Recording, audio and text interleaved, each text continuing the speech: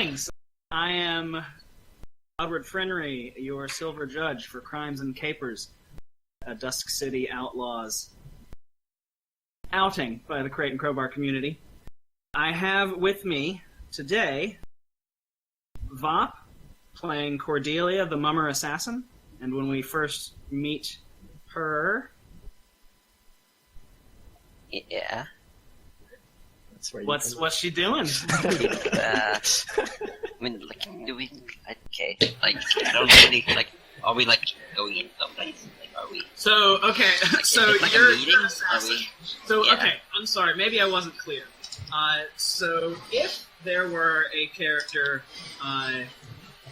if there were a player who was the alchemist, maybe in this opening montage, we would cut to some sort of bubbling concoction and zoom out and see them preparing something to blow open a safe or something. So it's sort of like the last thing that you're doing on your previous employment before you get called in for this job. Okay, I see. Cut to Cordelia. Yeah, so it's like two maps. She's like up in the rafters of a building. It's obviously really hard to get there. She's like an acrobat, and she has like black clothes and a porcelain mask on, and she sits with her daggers and a hand crossbow, and right, like, and it zooms in, and then she like drops off the rafters, and then you hear like the scream of something. Nice. We also have Chrism playing Kirill the Wolf Dragoff, a circle brawler. Alright, so as the what's it called, the person who gives the job? The broker. As the broker walks in, he sees Kirill standing in front of a rather helpless-looking chap who's cowering, and he hears him say, well, what we have here is quite a big misunderstanding. I'm sure we can just resolve it very easily, but, chap well, as you will see, who's cowering. you know, you have been a very well, what we have here is quite a big misunderstanding. I'm sure we can just a little love resolve tap it on very the easily, but, helpless-looking chap. well, as you will see,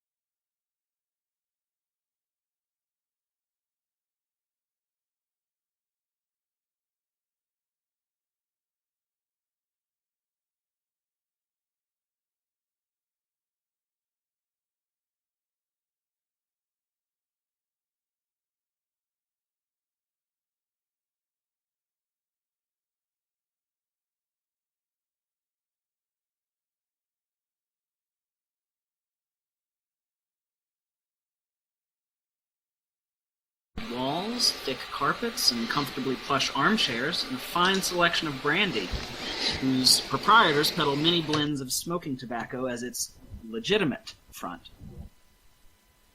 However, you have all met the broker and been given the secret word to give to the right attendants, and they lead you on through an entrance in a false fireplace to the secret back rooms, where the haze in the air is not from tobacco but from narcotics smuggled into the city by the Red Lotus Society. And the broker you're there to meet is Tommy Fang. Tommy Fang is a former street tough whose scarred face tells the tale of 100 back-alley fights.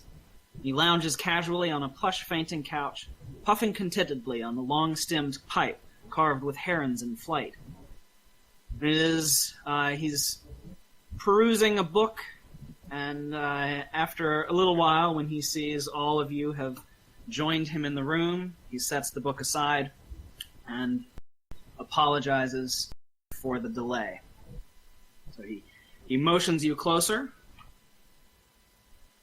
He says, waits for the fireplace to close back, and he says, "Do you know what our most prized commodity is here in Little Tauna? Does anyone know?" Is it respect? Yeah. He laughs at that, and he says, I like you. You're Giorgio, right? That's me, sir. I like you. I think we're gonna get along. No.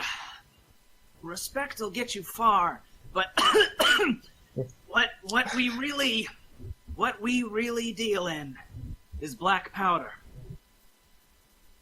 Also, a bit more mundane. I thought you were going to go for something abstract there, but all right. No. And he looks a little distressed, and he says, Last night, Jaeger Blackknife, a member of the Blooded, broke into our stores and stole the black powder recipe, which we, the Red Lotus Society, have kept control of for many years. We can't let the Blooded get their hands on this recipe.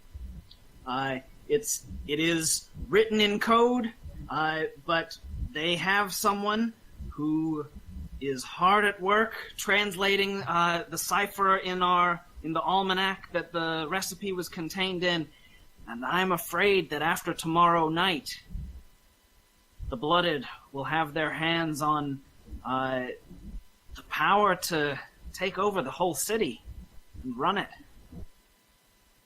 We can't let that happen.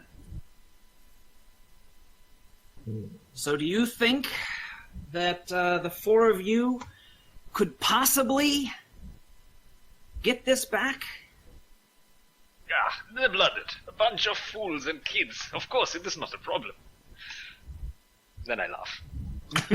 Ha ha ha. I'm glad you're very confident, because it will take quite a bit of doing to do this. Like I said, from the length of the recipe, it'll take them about a day to transcribe it and decode the cipher, and that's all the time you have. You have to finish by tomorrow night. If you can do this, you will earn a lot of respect among the Red Lotus Society. If you can stop them from decoding the cipher, that's one thing. If you have to destroy the almanac, so be it. But as long as you stop them, you'll go up in our estimation. If you can recover the almanac intact, then I'll definitely put in a good word for you, and we'll definitely hire you again in the future. And I'm sorry to say this, but the Scrivener they've got working on translating the cipher, at this point, he knows something at least, so he has to be dealt with. So we can come clean up if need be, but if you are able to either kill him or exile him from the city, then you will definitely be the ones we call in the future. I mean, accidents happen, yes? Black powder, dangerous stuff. So, do you have? You can ask a couple questions, and then we'll go into the first planning scene. So, if you have any questions for Tommy Fang, then ask them now. Where is the document being held? Where is it? So the member of the Blooded who took it is named Jaeger Blackknife. And he took the almanac back to where he sets up shop, which is in the Southton Tannery in Southton County. So that's where he most definitely has the almanac, and he probably will be there while the job's being done. Do you have any idea of what sort of security to expect? What sort of... Well, so hold on, let me see. So if you look at your cartel sheets, it will tell you things you know about. Does anybody know about either the Blooded or Commoners?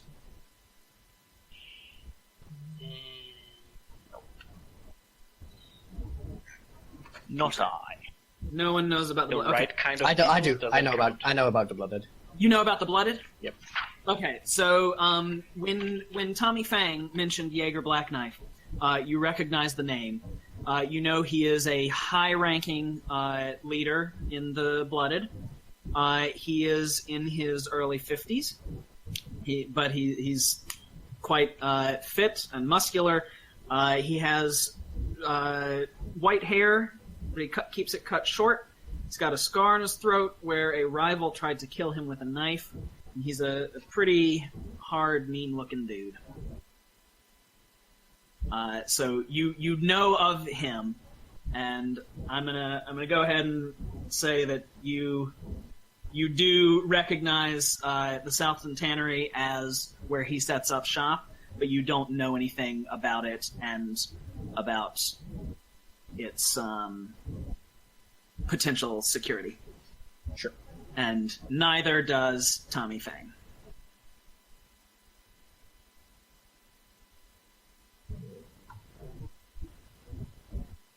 So, any How other big questions? is the almanac? He looks over and sees his copy of the 13 Nights of Fortune that he was perusing through. He holds it up and he says, "It's about this big, normal folio almanac size." Alright. This should be easy then. All right, so we can transition into the first planning scene. So the way this works is you get one planning scene for free after you meet the broker, and you can either do that planning here in the Gilded Leaf, or you can retire to a safe house of your own. But you get 15 minutes to talk about how you're going to go about doing this job. You have to retrieve the almanac. You have, after this planning scene, you will have one nighttime and one daytime for additional planning and legwork. And then the next night, you must recover the almanac if you haven't recovered it yet. So, just a reminder, the nighttime and daytime segments are either going to be devoted to a planning scene, or in this case, 4 legwork scenes, one for each of you that you will each lead. And that can be doing recon, or it can be doing other stuff, setting things in motion. And if you come up with a good plan and want to try pulling off the heist early, you can do that, but you definitely have to finish it by the second night. All right. I read in the... We can go somewhere else, right, to do the planning thing? Yes, yes. All right. So I would like to invite all of them home to my mother for some dinner.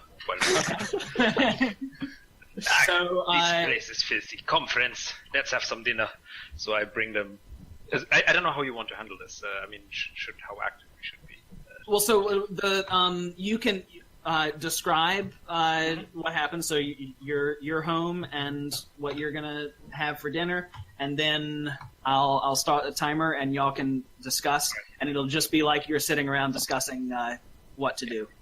So I'll invite. Sorry, I'm getting feedback again. Yeah, I'm hearing you twice too. No. I'm not. Test. All right, better now. So I'll just bring them to my house, which is not so close by, but we'll just hop onto a wagon or something and right there. It's a small little house. It's not very fancy. One thing that's very important is as we approach the door, I knock and I take off my shoes and I turn. Please take off your shoes. We are not savages here. And then I invite everyone into my home, where I serve everyone strange food that you may not have eaten before, but that is quite hearty and filling. And then, I bring drinks and so forth, and then we can sit around the dinner table and discuss. All right. So, we'll say your house is along this canal, just 'cause. Nice. So I'm going to start the 15-minute timer, and I'm going to put up a visual aid, and y'all should discuss what you want to do. And when you go on legwork scenes, as many people can go on them as you want, but there will be one legwork scene that each person leads. All right, so I'm starting a timer. All right. So, what are you guys thinking? Like a smash and grab job, or do you want to ghost this? What do you think is the best idea here? We had to get rid of the guy that stole it, that deciphering it. And true. I volunteer for that job. I mean, why don't we just burn down the entire building?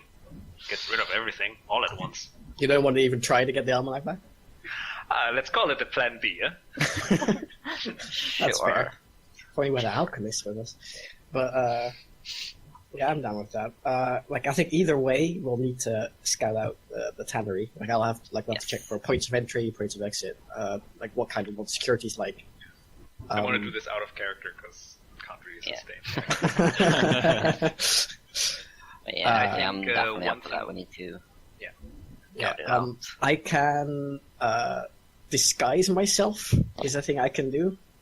So perhaps I would be good for scouting, because I can, look like a tanner. Wait, is the tannery an actual tannery, or is it just called tannery?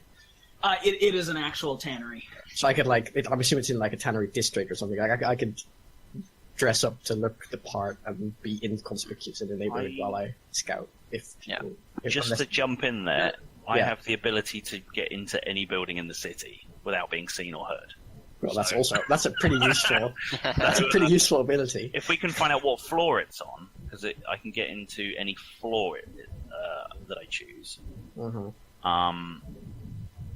I would imagine doing that multiple times. I don't know how this works, but so the way it works is you can get in anywhere, but once you're inside, you still have a chance of getting caught. It just means you automatically get into the building, so it's not hard to do. Oh, okay. I actually see that I think maybe you were better at casing the joint than I am, though, if I'm looking at. But we can, all of us can do it, right? So. Yeah, but I think it's probably best. Yeah, and if you go together and multiple people are working on it, one person would do the case the joint roll, but they would get additional benefits on the roll because of the other people. Sure. So, So we all agree on that, I think. But anything else? Casing the joint is good. I mean, he's gonna have security. If we can, on the day of the heist, make sure that maybe not as much security is around as normally would be, that always makes things a lot easier. So, I mean, one thing I could do is I can ask some of my friends to sort of restrict entrance to the building. So I can position a few circle bruises around the perimeters of a building to keep people at bay, but, maybe we could, maybe everyone gets some food poisoning or something. The day before, or maybe cause a distraction somewhere that causes people to check it out. Yeah. I mean, I think that we should do anyways. I mean, if I had to, we case the joint, we know where everything is, and then we'll make sure fewer security is around, and then we make a big loud ruckus on one side where I can convince my fellow mummer friends to bring in a performing troupe. Yeah, exactly. That's perfect. That's right. A little concert or something fun. Yeah. And then we'll grab it on the other side, and maybe send that blooded capo a message that that shit's not cool what he's pulling. I wonder if there's any. I'll happily climb up onto a nearby roof or similar and look around from there for alternative entry points. Also, one thing, I don't know if you are you also good with range things I do have a crossbow. Because because I can also get hold of a really heavy crossbow. Which we could use to make someone maybe not so willing to talk about things anymore. But if we can just beat people up and get the I mean, I can kill people quietly, really easily. So. The thing is, we'll be outnumbered, so it'll probably be we'll have to probably get out towards the end without we'll fight our way out. Yeah, so I think that was going to be my last thing. So we should also definitely have both a plan B. I still vote for burning the whole building down if stuff gets real bad. And then an exit strategy. So maybe a getaway car. Well, I would want a getaway gondola. I was literally no lie. I was gonna say the same thing. Cause I mean, we are basically Dutchland. I can use a family-owned gondola for a full day, guys. We can do the heist, do some sightseeing afterwards. The sky's the limit. Nice. So we've used just over 5 minutes so far. Sounds like at least one legwork scene is going to be casing the joint, and everyone's going. Probably. What else are you thinking about doing? One other thing is I would like to figure out, sort of the base level security, just the hired grunts, where they come from. Okay. I mean, it's part of casing the joint, but then I would like to find ways that maybe they don't show up on that day. Maybe check out the tavern where they go on their off hours. Maybe see what they yeah, something like that. That's a good idea. I too could help with people not showing up. Jesus. I was just gonna say they get a day off. All right. And also depending on how the casing goes, maybe we can get rid of some people before. Okay. But that all depends on how it looks. Yeah, and it also maybe makes them more worried. And a third thing, so as far as I understand it, the blooded are not part of the Accords, right? So that is correct. So another thing that we could do is maybe, just provoke a little gang war. That's always good for a distraction. A little gang war. Just a little one. Well, I could also have an opposite effect of increasing. Yeah, but if they're all busy shooting and stabbing each other. But what legitimate what other legwork stuff do you want to do? We need to have a couple of. Aside from just casing the joint, a couple of concrete things. We need to know precisely where that thing is. So yeah. So we could do that by getting inside, perhaps, or we could see if we can if someone who's inside the building, for example, this cleric who's decoding this stuff, or someone else, if we can I would like to have a talk with them or something, Yeah, I think we should switch or like break off the casing, the joint into two parts. One, the actual physical building. That's right. That maybe either Bob or Spook can do. But then also like the social casing, the joint insofar as that we go to a bar, try to figure out like who are second in commands. Maybe we can get them drunk to talk about where it is exactly. And I think we should maybe even do that first, so that that the sneaking around inside the building doesn't have to happen sort of totally random, because it's probably tanneries are quite big and might be a bit dangerous. We don't want to alert them to our presence too much. Yeah, I mean, surely we're not going to go inside the building while casing, right? Or are we also doing that? I mean, how else are we going to find out where the thing is? That's true, I guess. I mean, so I think maybe we should have. So we have, because we have 4 sessions in the morning, 4 sessions at night, right? Yeah. So I'd say we case the outside, then go to the bar, and then come back to case the inside once we have more information. Yeah.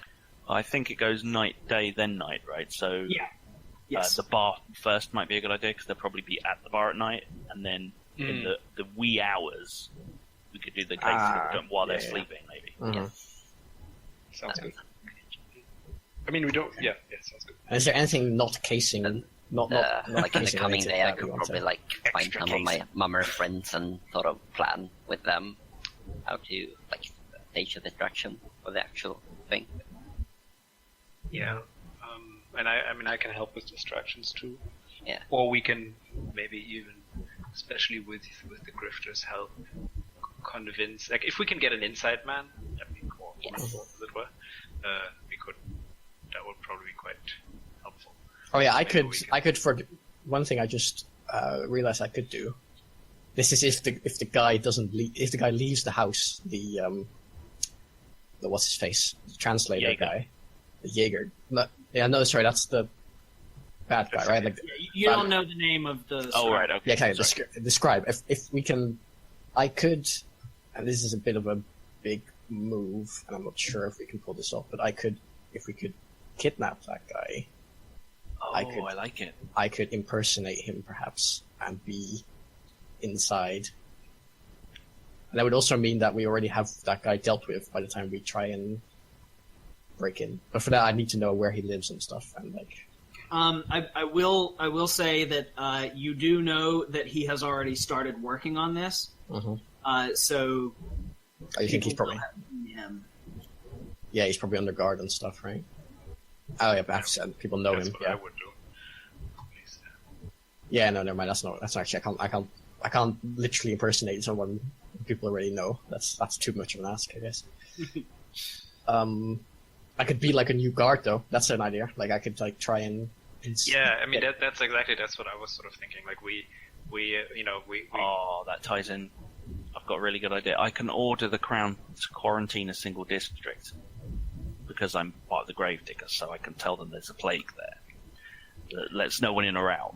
And then you can, as part of that, be part. It would say that you're there to enforce that as a guard. Or even better, like that's really great because then they can't bring in their own guards, right? So then we just have Chris impersonate like an actual, like just a random sidey dude who is there and who's inside the building. If I could be inside the building, either as a blooded person or as a, or as a whatever. I don't know what servants are inside there, but if I could be something like that, that would maybe be a big help to like. How much time do we have for planning? You have 3 minutes and 20 seconds left. Okay, so then I'm just going to say like one really wild idea. If this is like a super, if this was a proper heist, the way to do it is we would actually find the blooded dude, convince him that someone else is out to steal the thing from him, and then bring you in as a security consultant to, or like a guard or something, like who's really good at protecting. And so you're really close to the actual item itself. Just throwing that out there. Yeah. So we'd have to talk with. Anyway, if it was like the movies type of thing as well, I can get a funeral procession to go right outside, and like that's a huge distraction, and then slip it into the coffin, and off they go. That's great for the exit. Yeah. That's for the exit. Yeah. Right. I like All right, that. but let's because if we condense this down to 4 scenes for right now, you've got casing the joint, going to the tavern, and like checking out guards. And to me 2 more. So what do people Then think? the third one is once we've identified a vulnerable guard, like get rid of him somehow, or make sure he's not there anymore, and then have you like sort of replace him. I guess so. Get rid of him is probably 3, and then you like trying to get in And like before. infiltrate. Yeah, infiltrate before. Yeah, that sounds good to me. Right, sure. So I guess I'll take the lead on the last one then, because that's actually my... I'll take the lead of getting rid of someone. I guess I can like go to the bar. I can drink real good, so Yeah. Is that different from the getting rid of the security? yeah. Because the way I was thinking of it was just like literally drinking them under the table, just just challenge them to a drinking contest, and then just Yeah. But if you want to stab someone, Bob, that's I fine. mean, that's like the other part, though. Like, One minute. find someone to eliminate, right? But we don't know that now, so maybe I don't know. Yeah, I think you get him drunk, and then we tie him up. Yeah, but before that, like, we can say that those I network also scenes are somewhat related, but yeah. Yeah, the thing is, I would also just like to have like a general like someone to actually who's a bit better at talking to people, to like just mooch at the bar and get just gossip and stuff. Oh, the time's up. So I think Chris should do that too. Yeah, I mean, I'll be. I can be there, but you need to take the lead in the scene. All right, sure. We all need Sounds to take the lead in the scene.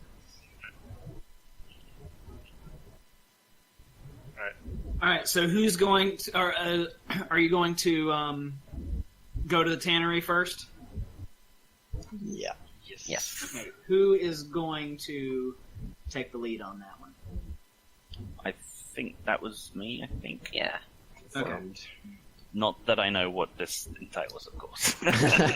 So here's No one what does. Don't worry. happens. So we are starting the first nighttime segment. Every time we start a segment, I automatically get 1 heat per player in the game. So I have 4 heat now that I can spend on adding complications and obstacles to the job. When you start a scene, a legwork scene, on your cartel sheet, under appearance, it tells you where you're conspicuous. If you ever are in a scene where you are in a place where you are conspicuous, then I get 1 additional heat. So that's how that works. So what we would do is, Skoo, you would take the lead on this first legwork scene to investigate the tannery. So we would go to the tannery, which is in Southton County, which is a commoner district, and anybody in the crew can go with you. And then once you're there, you decide what you want to do, and you describe it to me, and I might make some rolls at some point. And if I'm going to spend heat, I have to do that while we're starting the scene, or if you roll drawbacks on your challenge dice. So, Skoo, if you are going to lead us to the Southton Tannery, I will need to know who else is going with you. And we need to identify like a goal, right? Like the Yes, you need to have an idea of what you want to get out of the scene and how you're going to go about doing that. So like a blueprint of the building, I guess. Or Yeah, like we need to know, the lay of the land for sure, and also which part of that building the decoding is taking place in, because that's where we got to hit. Yeah, and probably a guard from there, right? That you want to replace doesn't mean. Yeah. Yeah. I don't know who to take. Who is not I'm not conspicuous? conspicuous there, so. I mean, any. So you can leave that up to them. So other people, if you would like to go with Scoo. Yeah. I'd like to come along. Please do. I don't know what I'm doing. And I'm conspicuous in like merchant districts, slums, and docks. Oh, this is commoner, so you're fine. Yeah, I guess fine. Yeah, I'll come along then. Yes, Who's the mummer? I am. Oh, it says you're conspicuous in all districts on my sheet. That's not true. That has been updated. Oh, okay. I've got the old one. You got a buff. Nice. I was going to say, because that's really rough. Yeah. Okay. Yeah, I'll come along. So I just checked, and nobody's conspicuous at the tannery. Brilliant. Let's all go. All right then. We'll have a party. Okie dokie. So Chips leads everybody down to the tannery, and what's your game plan? I think we'll have forgetting character names. Who have we got? Chris. You got Giorgio, the Wolf, and Cordelia. Giorgio is Vop, right? No. Cordelia I'm Cordelia is Vop. I am That's right. Mr. Sorry. Fieri. Like Guy Fieri? Like Are we- Guy Fieri. Are we going to Flavor Town? We're gonna steal the flavor. I reckon we need. Is it Kyril? Kyril to check the ground floor entrances, because if there's any like bouncers or guards on the door, he would probably be able to size them up. We'll get Vop. Sorry, not Vop. Cordelia. Can you? Like, I'm good at climbing. What are you good at? And, You're good at climbing. like acrobatics and stuff, so high up So- roofs, similar. Yeah, let's check. Well, you're going to climb up and hopefully figure out which floor we're dealing with. Yeah. And if you can figure out which floor, I'm going to go in on that floor for like an internal scout. And I have no idea what to ask Guy Fieri to do.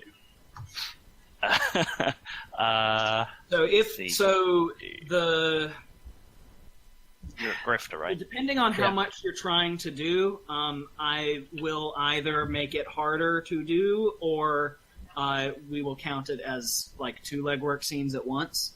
Oh, okay. So what's your main goal? that you Well, wanna get out of it? I was trying to get the thought was to just get like an overall, not a blueprint because that's a bit weird. You wouldn't go to a building to get its blueprint, but to basically just get a lie of the land, like Okay. get One thing- Sorry, go on. So one thing I can help with, but that's just part of it, is I'm good at like seizing people up.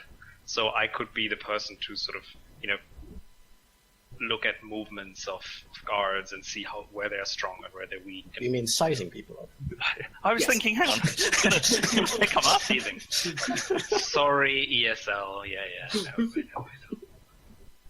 This is the second day today that someone has corrected my pronunciation correctly. Very infuriating. That's welcome to my life. Well, the thing is, seasoning's like a proper word. It's just not the right know. one. So I was thinking, Grab them. We'll head to the tannery. Yeah. And If you don't think I can be of use there, it might just be better for me to sit out. Like that's fine. and so I will tell you one thing that you can use if you don't go into a scene. It is if the scene turns into a drama scene. So like if someone notices these people and starts interacting and maybe trying to fight with them. If it turns into a drama scene, anyone who's not currently involved in the scene can spend 20 of their luck to show up. So it's like, hey, Nice. you were lucky enough to be just around the corner right now. So that is open to you. So you're not going to be locked out of the scene Sure. necessarily. In case it goes south. Mm-hmm. All right. So Chips is going to take everyone but Giorgio. Well, I was just thinking, if I do take him, you could convince someone that he's there to do like an inspection or something. But then we're going at night, aren't we? It is night right now. So this is, and the time is fluid, so we can say it's dusk if you want. Yeah, maybe. Because he can forge documents as well, so he could have paperwork to come in to do an inspection. And then basically just eyeball every floor from the inside, maybe? But then, what would I be doing?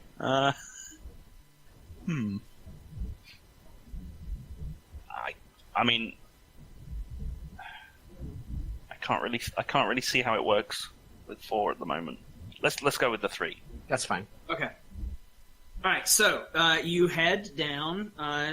Chips and Kyril and Cordelia head down to the Southton Tannery, which is in Southton County, which is one of the commoner districts, and it is in the middle of blooded turf. So this is not safe land. When you arrive, you see the tannery. You see it's a very large building. It's about the size of a big warehouse, so larger than this, but here we are at the Southton Tannery. The building is actually multiple buildings that were absorbed by the tannery over time and connected to one another through remodeling. From the outside, it looks like a collection of disparate buildings that sort of like grew into each other. But it's clear from the outside that they are all going to be connected inside. And yeah, so you're outside the tannery. What do you want to do? I think we need to get Vop climbing up the building first to figure out, if he can, what floor we need to focus on. Yeah. And I'll send Grizzon round to check the ground floor entrances and exits, like any escape routes, basically, that we might need. Okay. Are you gonna and entrance, I suppose. Are you going to walk around with Grizzon? Probably initially, yeah, just to help him and also get an extra pair of eyes on it. I'll trust Bob to do the climbing bit first. All right, so we'll take it from there. As you walk around the building, you see that the tannery has a whole bunch of entrances, and they range in size from normal small doors to large barn door size doors. There are many ways to get into this place, and looking around, the regular tannery workers don't seem to necessarily be paying any attention whatsoever to anything but their jobs. Okay, and can we make a note of like what they are wearing in case we need to do leather smocks like... and common clothes, okay. And leather smocks. Just in case we need to send someone in. Yeah. Later. So you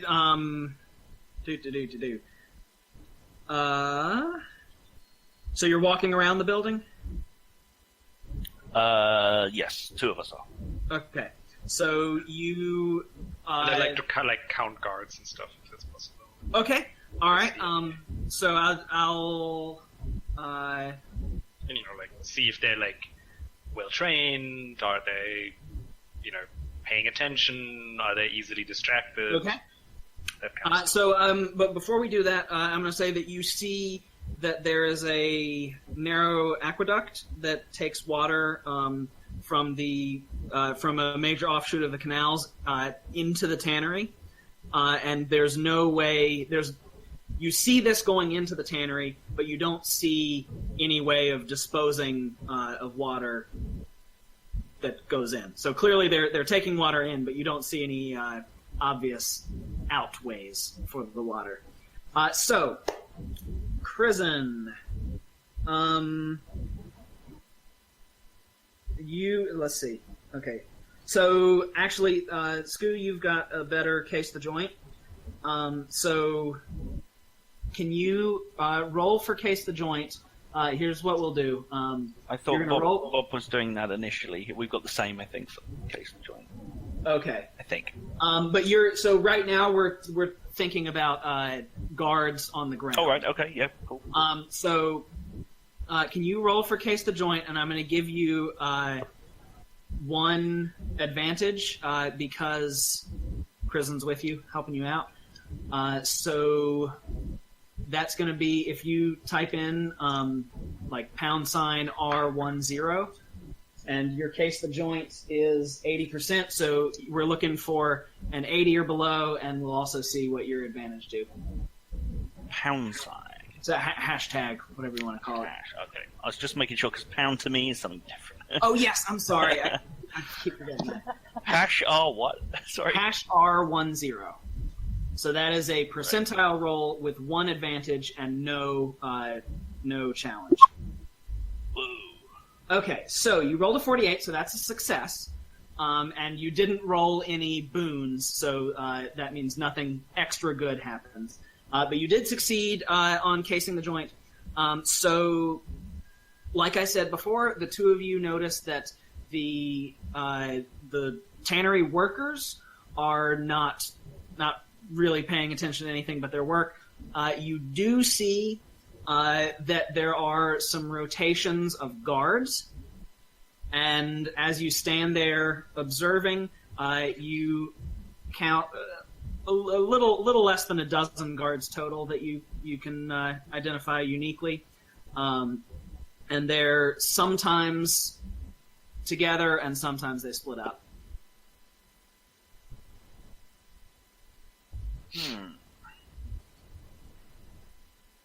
That's a lot of guards. Do they look intimidating? Like, are they scary?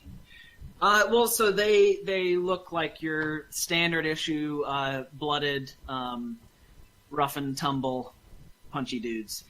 So I'll make a note of like what they're wearing, so that Chris maybe can, Gotcha. It's mostly common clothes, nothing too flashy, but also not like workers' clothes or something like that.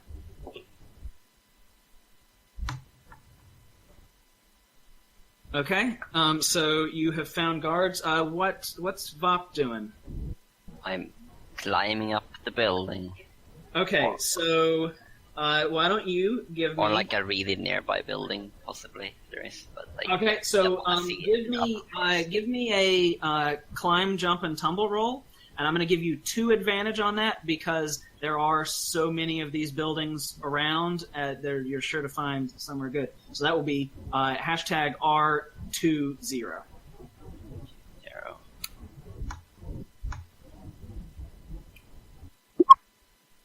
Okay.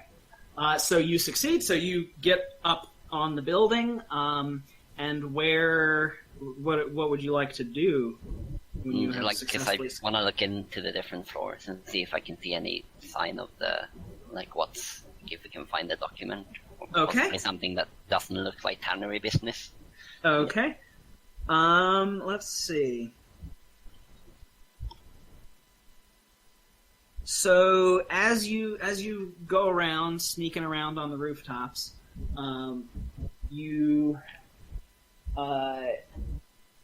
you're looking in windows here and there, and you see that mostly it's open spaces inside the building, and like all the way up to the top. So there's some rooms for skinning, rooms for smoking, and rooms for storage, and rooms for cleaning, and there's not really a second floor at any place, so to speak. But you do see that there are some places. There are lots of passageways between all of these storage and tanning and skinning rooms, and a lot of winding passageways. And looking in the windows, it's not.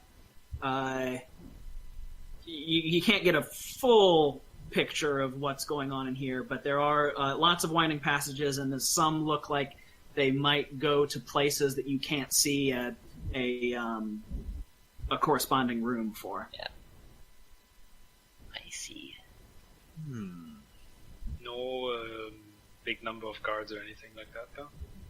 So it's nothing that you two didn't already know. So as you're doing this, you're looking in the big windows to the big rooms and the passageways, and there are guards walking around, just sort of casually going on their patrols. But it's all the same guards that Chips and Carol saw.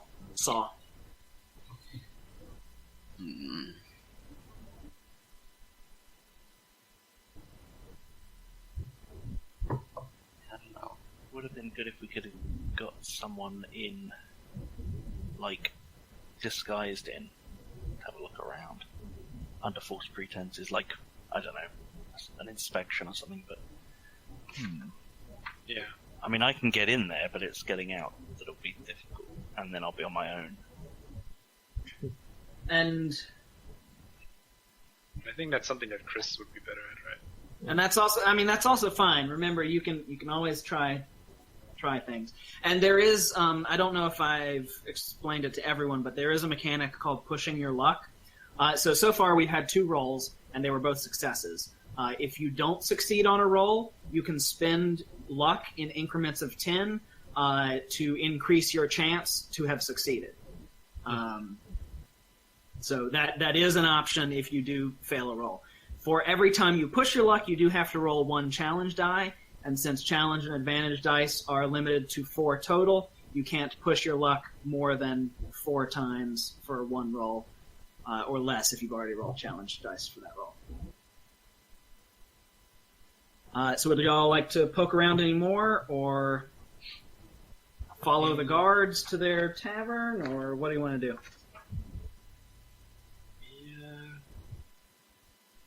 So, what I would like to do, but it's not really my scene, so is to see where. And so what we could do now is we could make it your scene. We could transition to do further recon. I'd rather here. go to the bar. Okay. All right, we want to go to the bar. Let's go to the bar. All right. So as you wait there, you're going to have to follow these guards, obviously. It was early evening.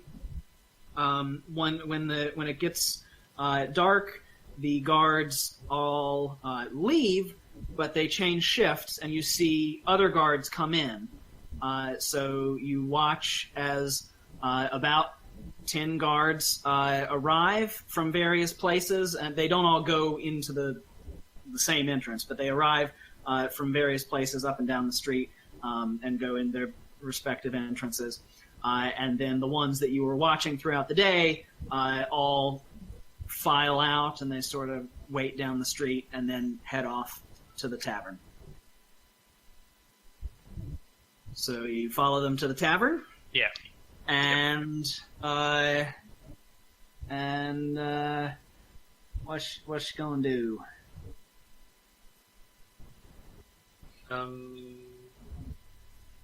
So I guess it's... For lack of a better thing, we're going to call this a tavern right now. Alright.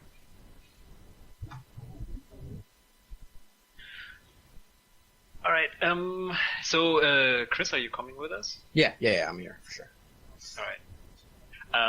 So, what I would like to do before I start, I would like to ask your opinion on, which one of those... I assume the guards are sitting like at a couple of tables and they're starting to drink and all that. Yes. Yeah. So, that maybe you help me identify who some of the maybe more lightweight guards are, but that seem maybe a little bit more important. Maybe, their lieutenant or someone, who's both weak but also important. Sure. I guess I have to. So I would be. So are you gonna size the people up? I guess, but I think that's more. Is that what you're asking, Prison? I don't know. I would just assume that a grifter is good at. I'm good at the talking stuff. But you're not actually good at reading people. Well, emotions. I can read emotions. Yeah, so someone who looks like maybe that they're a bit less popular or something. Well, actually, I'm also good at reading people's emotions, but maybe we can do it together. I want to see someone who's maybe not as much part of the group and stuff. I think you should make that roll probably. I can help. Okay, so I'll try and look around and see who, who's maybe not as much part of the group, who maybe would be amenable to start drinking with, and who also maybe wouldn't be missed as much when he's gone. Okay.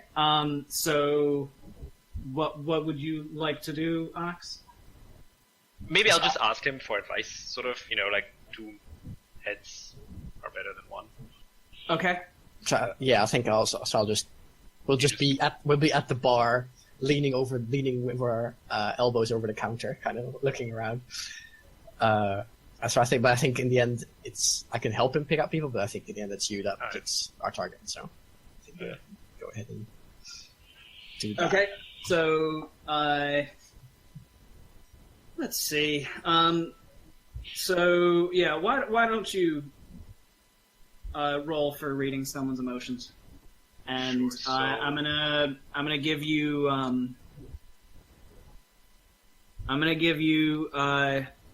2 advantage and 2 challenge because you're both there doing it, but there are so many of them. So Sure. R22. R22. Oh, are you? So who's rolling? Oh wait, sorry, it's the Hashtag R22. Hashtag.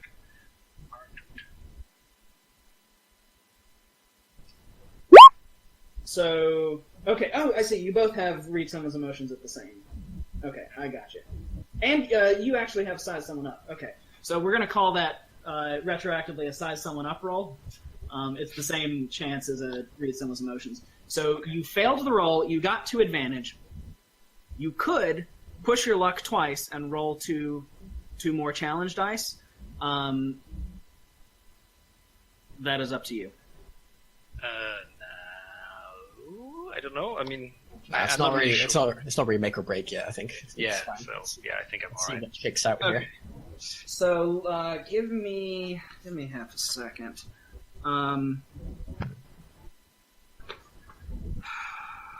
Let's see. All right.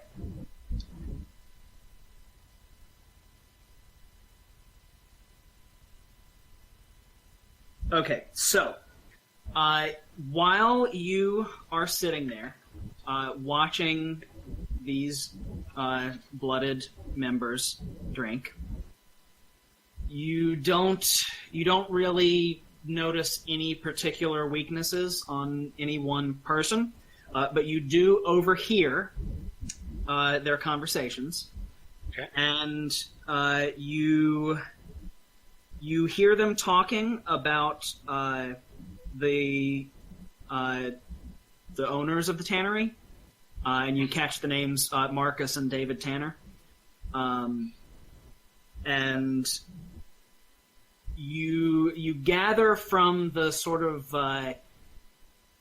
cocky, cruel way that they're talking that there was some foul play. And Marcus and David's parents, who owned the tannery, and in fact, the tannery's been part of their family for generations. Marcus and David's parents, you gather, were killed by the Blooded, and they sort of have set up shop in the tannery and are threatening the current owners to have it continue to be used as a blooded safe house. So you hear that, A potential ally. and let's say you also hear them. You hear them talk about that, and you also hear them sort of mockingly. You hear a mocking laugh and a snort, and some reference to that Straussel fop. No wonder they're laughing. Straussel. So we don't know who or what that is. You don't. Is there something we can roll to maybe figure out what that is? Let me. My friend. I mean, you could. You don't just roll things to learn things. You got to talk to people. Sure. You. So I say, I follow me, my Russian friend. Anyway, you're not actually Russian, are you? Where are you? No, but What's the place you're from? Follow me, my Vladovian friend. That's what you are. Yeah, he's Vladish. Yeah, a Vladish friend. And I walk up to the guards and I say, gentlemen, my friend and I are very bored, and I was hoping that maybe some of you would like to play some cards with us. Maybe if you're good enough, we can maybe make it a little interesting. and also we can drink. So Then they I buy a round of drinks for everyone. okay. They all are like, yeah, and a few of them take you up on the offer for cards because why not? Why not play with the people who have just bought the drinks? So like two of them decide to join you at a card game. Perfect. Right. All right. So maybe you can do the card game. Am I good at gambling? I am good at gossiping with And criminals. yeah, so you could gossip with criminals. The thing is, everybody is at least 50% Decent. good. Yeah. Okay, so I'm not actually that good at it. But like you can try. Like we can both try. I mean, no, I just want to one of the people. I just want to get them drunk. That's my goal Okay. now. I Well, want we to get can, someone. but like if we can like get some information out of them at the same time, we can Okay. talk about Yeah, it. exactly. You are I mean, definitely you know, good at so drinking. the getting drunk is not the goal in and of itself. It's like get someone drunk enough that they're more willing to spill, So my plan of attack, I assume these are some like regular grunt type people, is to drink with them and goad them, which I'm also okay with. But not into attacking me, but like sort of complain about, those bosses, what assholes. And yeah, I mean, and they make us work like day and night. Oh yeah, I hear you, man. Here, have another drink. A question for you. Are you talking to the 8 of them who are not playing cards, or are you part of the card game? No, with during part of the card game. Okay, They are so already you're there with those 2 blooded. Okay. Mhm. So you would like to get them drunk enough to talk. I'm gonna roll to outdrink someone. I'm gonna give you 1 advantage because they started before you arrived. Maybe Yeah, I they're- started too. They're So it's R1? R10.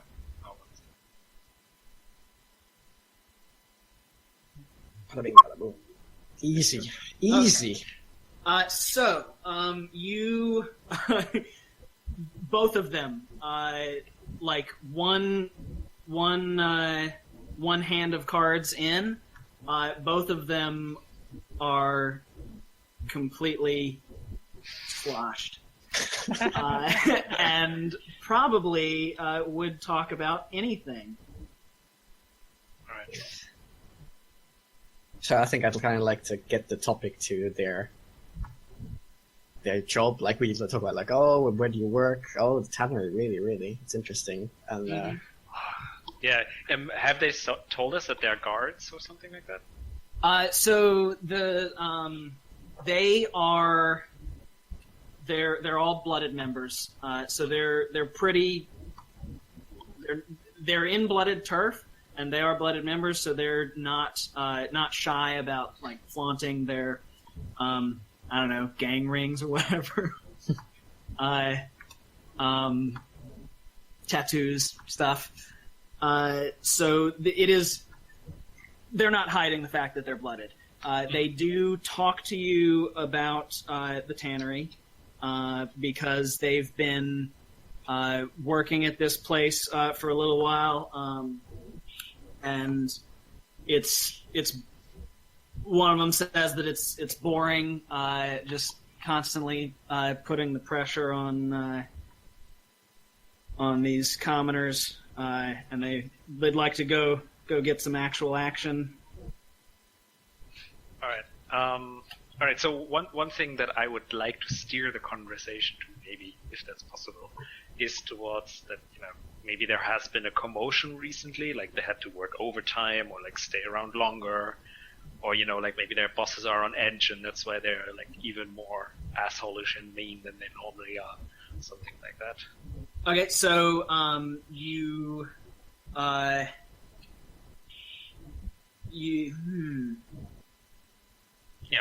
trying to just steer the conversation sort of in general. So I tell them a story about like how I had this asshole boss, and like he would always have these like big scores, but I was the one who had to actually do all the work because I was the one guarding all this stuff, and he was such an asshole, and I hate that guy. And, okay, so like if they understand that feeling, that's good kind of thing. So yeah, so they were talking about how it was boring what they were currently doing, mm-hmm. and then you talk about that, and they sort of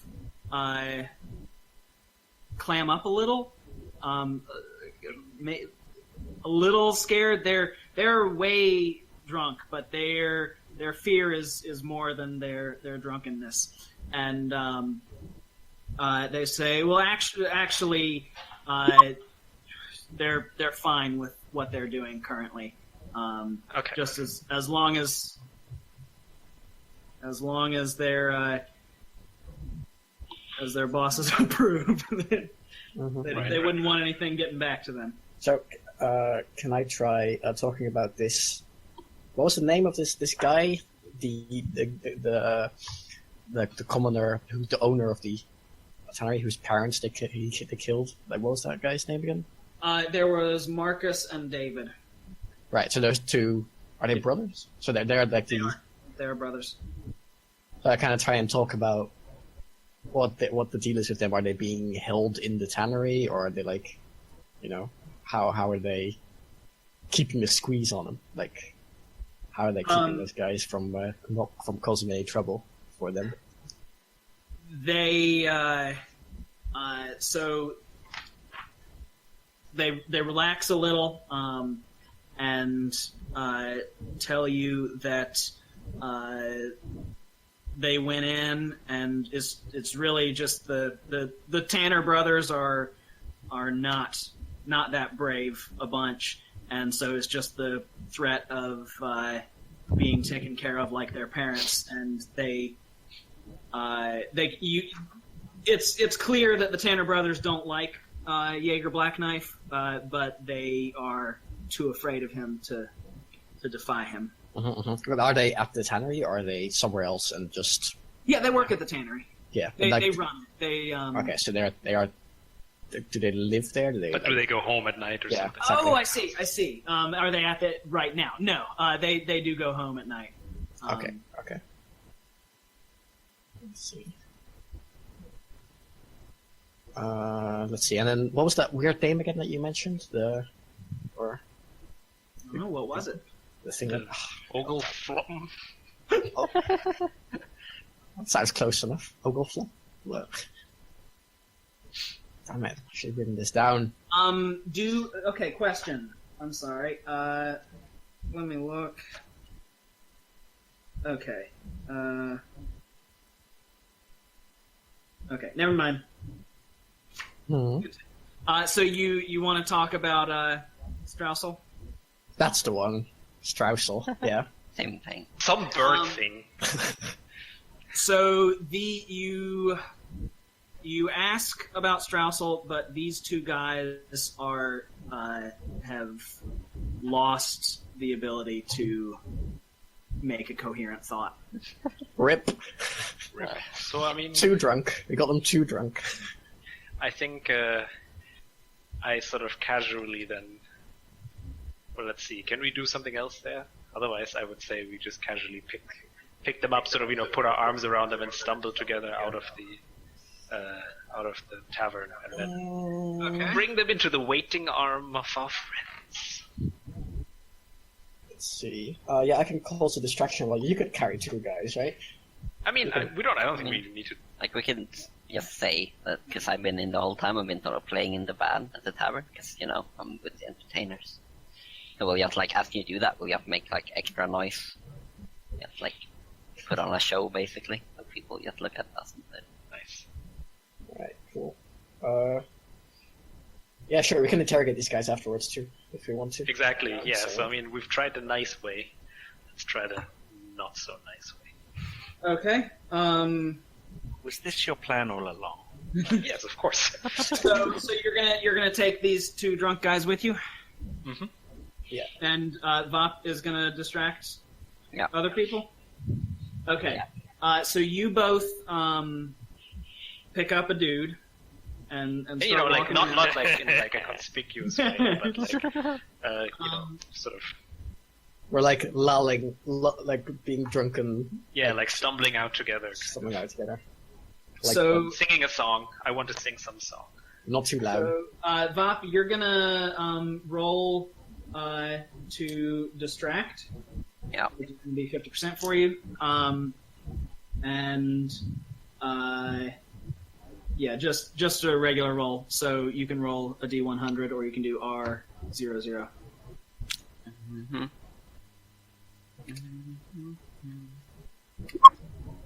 No, didn't work. Oh, I guess I didn't set up an R00, so it's just a D100.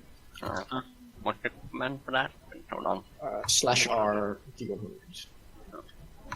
And space between R and D100.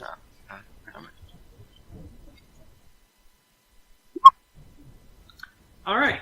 So you,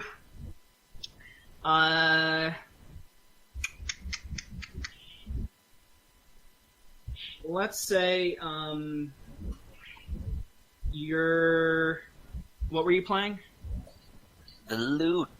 Your loot playing is but it's the whole band, but I'm in the band. Do you go into a loot solo? Is that what's happening? Loot solo. 6 loot solo. Your loot playing is very nice. While doing acrobatics as well. Acrobatics as well. Okay. Yeah. Why didn't you say that?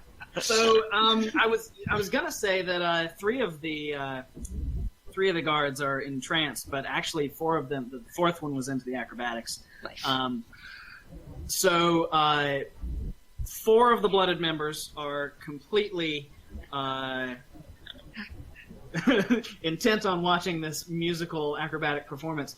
The other 4 notice their friends leaving with these 2 newcomers and follow them outside. All right. I mean, 4 and 1. It's almost a fair fight. There's 2 of us. What's wrong with you? I look at you and So you get outside.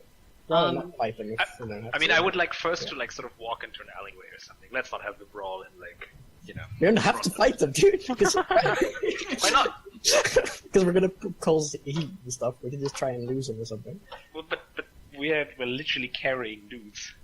We're holding them by the shoulder by shoulder. Okay. It's fine. We're going to a bus So stop I mean, for now, or I'll something, I don't just know. sort of gently. We're going to a smokehouse or something. I don't know. Yeah, exactly. So, do we have I just assume we have a hub somewhere where we can sort of slowly walk to have some alone time. Okay, are you going to? So, you've got these 2 drunk guys. Mm-hmm. So are you going to drop them and walk to a quiet place, or are you No, going no, no. Like, I mean, sort of, I'm trying to make it look like, just 4 drunken friends stumbling around, trying to get a late night I see. out. Gotcha.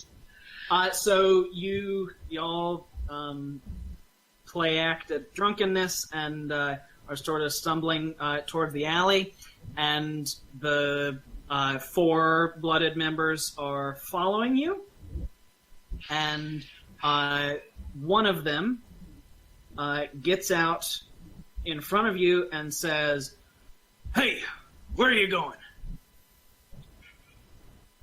Jono, the night is young. Waves his finger in your face. The night is young. Place to be. We're tired of simple drink. We're looking for other entertainments. We're looking for some. And then I wink. Well, I wasn't. Wow. I was going to say smoking or something, but sure. All right. So the one who spoke up before says, "I haven't seen you around here." Oh, hang on. Let me handle this. Yeah. Well, shit. Yeah, I'm new here. I'm from the tanning district over. I don't know, somewhere else in the city. Over in the east of town. You know, there's another tanning district. I'm on an exchange. Tanning exchange. We both are. They tan things so differently over there. Yeah. I'm doing some work experience with a different tannery here. I'm learning how they do it, you know. All right. So, can you roll to lie to someone? Yes, I can. I am very good at it. I have a 90%. I know. So let's see. So just roll a d100. All right. Oh no! You're a little too good. Little too good at it. Oh, you played yourself. You can push your luck. I mean, maybe you can Right? push your luck. Yeah, I can push my luck. Okay, so I will need you to Sorry. I'm I'll really need good you, at it. let's see. You're gonna roll a challenge. So that's. I think it's. Oh God, how do you do rollable tables? Can you see the rollable tables in the macros bar? In the macros. That's the macros bar. Beside the settings cog. Yeah, I see it. At the very bottom, just roll once on the challenge table. Okay, so so let's see. You just said you were on an exchange program. It's not my finest work, I'll admit. You guys are really good at this. You're on an exchange program. Some flavor time. The guy who was questioning you believes you. What? Nice. I mean, you succeeded in lying to Oh him. yeah, I did. I guess. Yeah. I believes you. I But thought that was a fail. no, So it I was, get a it was disadvantage. it's now a success. But also it was Because a you fail. spent your but luck. you Sorry, my bad. Yeah. Yeah. Oh, I should also do that in my character sheet. Lower my luck rate. So that guy believes you, and he's like, and he goes back inside to drink more. But as he's going inside, he passes his 4 other friends who have come out to investigate where all of their friends I disappeared. thought there were 4 people inside. Weren't there 8 people and 4 Yeah, inside? the 4 Yeah. followed the 4. So now there's 7 outside. Plus the 2. There's Oh, right. one guy Oh, just they went come back back out. in to Oh. drink. You Oh, have great. 2 drunken ones over your shoulders, and there are 7 other people. Oh, great. All right. We could take them all out to smoke and do something like try and lose them there. Yeah, I think so. Yeah, I think that's Yeah. a good idea. You're all invited. Join us to the smokehouse. to the across town. No, a different smokehouse. Not the one that we were in earlier, but like a nearby. Sorry, when you say smokehouse. smokehouse, you mean like a leather curing place? No, I mean a place to smoke. Like an opium den, a poppy den. Yeah. Okay. So, all right. Can I try to convince them? Yeah, you can convince them to join you at a poppy den. All right. Do I get any advantages or disadvantages to that? Take an advantage. Wow, you're so generous. All right. All right, I failed again. Well, good stuff. Oh, you're actually the worst. These are like These are the two things I'm best at. I don't want to see you doing anything you're not actually good at. So,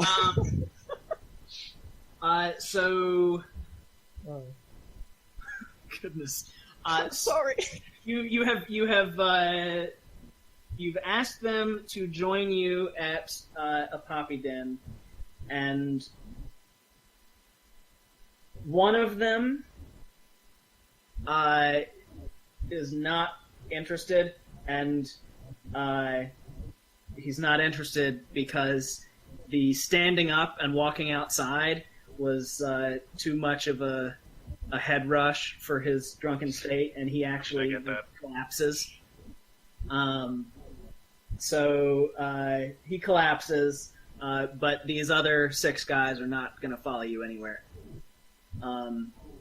2 of them busy themselves with trying to pick up their friend who just fell over.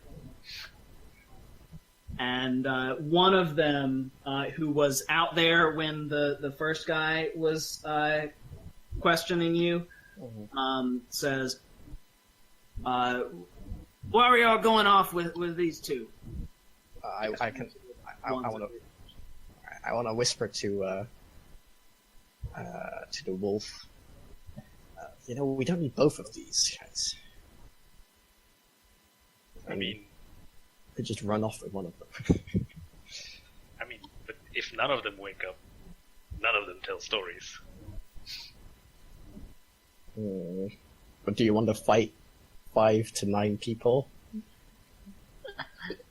I'm sure it's fine. They're all pretty drunk, right?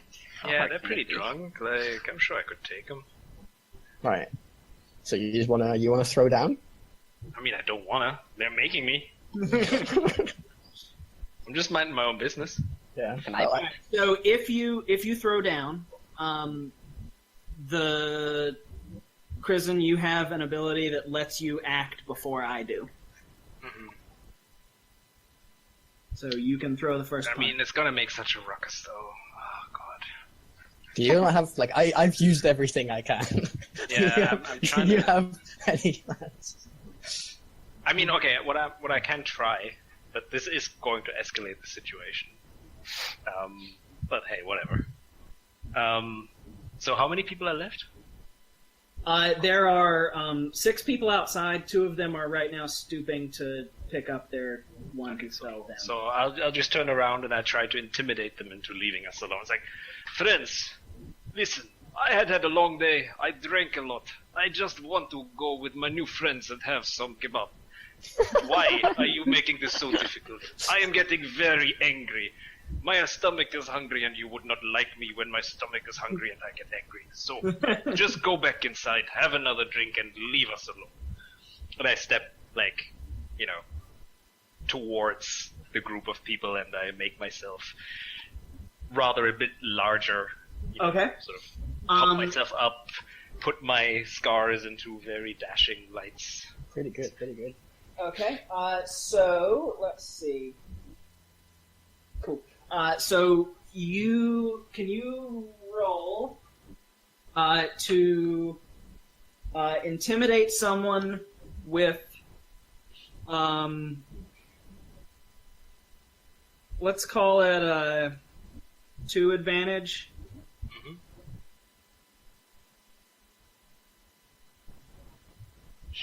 Okay. And then 0, right? So R. Yes, R10. I mean R20. Sorry, R20. All right. So the two dudes who were stooping down to pick up their friend, they like look up at you from their crouched position and see you looming over them, and they both fall backwards on their butts in the mud, and start like trying to scoot away.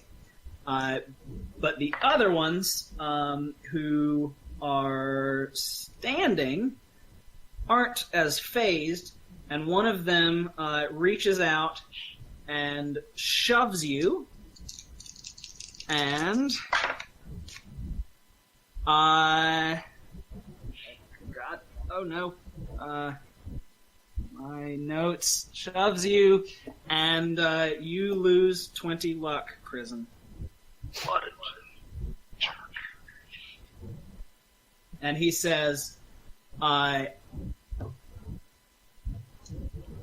know what he said. I've had enough of this nonsense. You leave our friends alone and go back to where you came from across the city. Flavor. How role-playing am I?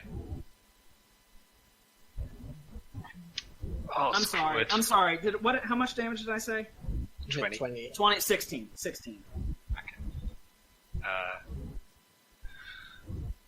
Now why do you have to go and do something so stupid like this? So if he shoves me, I, headbutt him. Okay. the guy that, Gotta roleplay a little bit, right? Like, you don't respect Okay, them. so that's going to be a striking. So slash, strike, or stab someone. And are you? You're still holding a guy. Are you going to keep still holding hold him? the guy. Can I hit him with the other guy? You could throw the other guy into him. That would not be a slash, strike, or stab someone. No, I just want to headbutt the guy. Okay, you headbutt the guy. You're going to keep holding on to the guy you're holding? Yeah. I just I have him over my shoulders, so I just sort of, it's not that much in the way. All right, roll to strike someone with one advantage because your target is drunk, and one disadvantage because you're holding a guy. Dude. Fair enough. Okay, so that boon and the drawback cancel out, so there's not any boons or drawbacks. So you headbutt this dude and catch him right on the nose, and he stumbles backwards and starts pawing at his face. And Ox.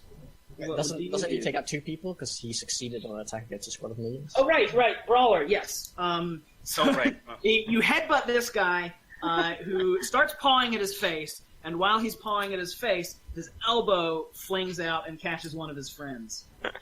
Alright, so how many guys are left there? 2. Alright, I'm gonna run like hell, because that's one of the things I can do. And it's anyway. So I'm gonna take my... run like hell with this guy over your shoulder. Yes, I'm gonna run like hell with this guy. So Good you job, can backup. run like hell. You said can run yourself, like it's hell. 1 against 8. Challenge. Alright, sorry, hang on, okay. It's gonna go terribly wrong. I Okay. failed.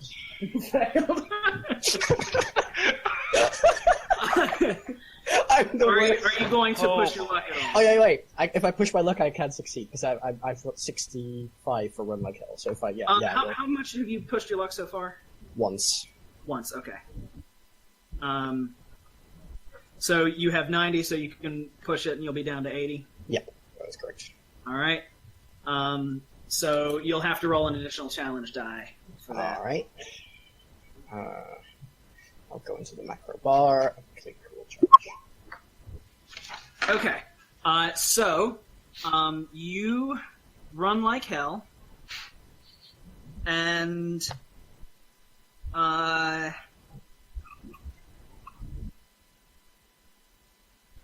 You run like hell.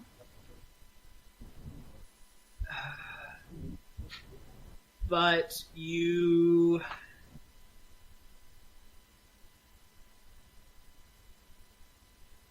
trip and lose your grip on the guy you're carrying. No. Falls in the canal. Oh no! Oh, this is why I like to work alone.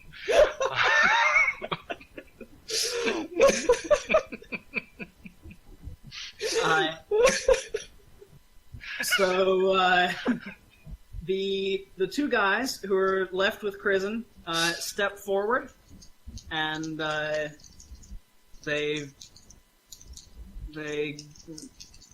go for a punchy punch, and Crizzen take 8 more damage. Okay, there's no like defense or anything like that. Nope. Okay, 8 more damage.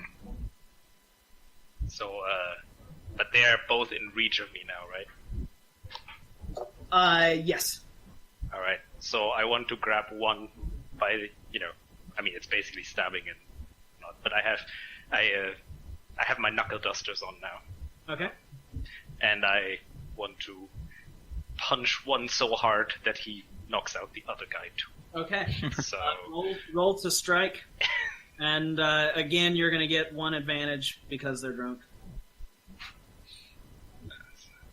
I rolled 100. That would be unfortunate. yeah, I mean, who does that? Who does that on the thing there? Amazingly good at. Nice. Oh yeah, sure. Oh yeah, I guess. Whatever. I got all the high rolls. I got all the high rolls out of the way for you guys. All right. So like, they punch me, right, and like I spit out a little bit of blood, and I smirk, and then nice punch. Try this, and then I punched real hard. So. All right, so they get punched and they are out cold. So right now, you have 1 really, really drunk guy, 1 guy in the canal, a whole bunch of people lying in the dirt outside the tavern, and 1 guy who went back into the tavern to drink, and he's waiting for his friends to come back. Yeah. Well, I know how that feels. So, would you like to take this guy that you have with you? Yes, and also, I mean, if possible, maybe we should get the really drunk guy out of the canal because he's probably drowning right now. All right. So you you catch up with Giorgio and like, where's your guy? I point. I look at the ground, look at my feet, and I point into the canal where the guy's floating. And y'all fish him out of the canal. Also, I would like to, those 4 dudes that I punched out, I would, maybe not leave them lying like right there. Like I'll just sort of put move them a little bit to an alley or something. It's a public service, Or I mean, is there like a thing like police or something? Yes, there is the City Watch. So maybe but maybe you can do this, Mr. Grifter. Can you go and call the City Watch and say that those 4 people got into a fight with each other and punched each other out, and then some other guy ran away, so they get locked up for drunken disorderly? Yeah, sure. I can try that. Yeah, because hey, maybe then they're in jail when they should be guarding stuff. All right, so you do that. Cool. All right. So so I would like to take I guess the guy of the canal we can take with us too. Yeah. And like, I don't know, bring him to a safe house or something. Your So mom's you're taking the 2 drunken ones taking to your the mom's, 2 right? drunken ones. that you played cards with? Okay. Mm-hmm. All right. So you take them back to the safe house. That was prison scene. So we have Vop and Ox, I believe. So what would either of you like to do? I mean, I wanted to murder someone, but we don't really have Murder anyone to someone? Who do you murder, want to so... murder? I mean, there's like 4 dudes who are unconscious. I mean, knock yourself out, dude. They were So there. right We got now, them. They're what arrested. I'm going to tell you is that right now, the way... so, when you were watching the tannery, you saw a new contingent of 10 guards, 10 blooded members enter at night, and the 10 that went to the tavern you followed. So, there's a day shift and a night shift. And this is the day shift that You got the just entire picked up. day shift. And so there will be one member of the day shift will show up to work the next morning because the others will be in jail. Maybe we should just rob it during the day. Yeah, I mean, that's a good plan. But also that one member, maybe... I guess he's in the bar. I mean, I could just wait outside the bar for him to come out. And then, Just like, murder him for no reason. yeah. That does sound like fun. Yeah, I don't really want to murder someone. I was like really set on murdering someone after the planning, and I don't have anyone to murder, so... We'll find you someone to murder, don't worry. Is there maybe another skill that you are good at that we Yeah, might well, be able to what were apply? you gonna do, Chris? What was your like work? So now I was considering maybe talking to this yeah, this so like do that first. brothers. Yeah. Maybe give me someone to murder. All right. Yeah. All right. Yeah. Yeah. So I guess I would like to after I drop off the guys in the safe house, find out, go to the house of these brothers. Who own the tannery? Maybe have a chat with them about our mutual how we could help each other. Okay. Is anyone going to go with you? I think I would be sort of... I mean, where do they live? They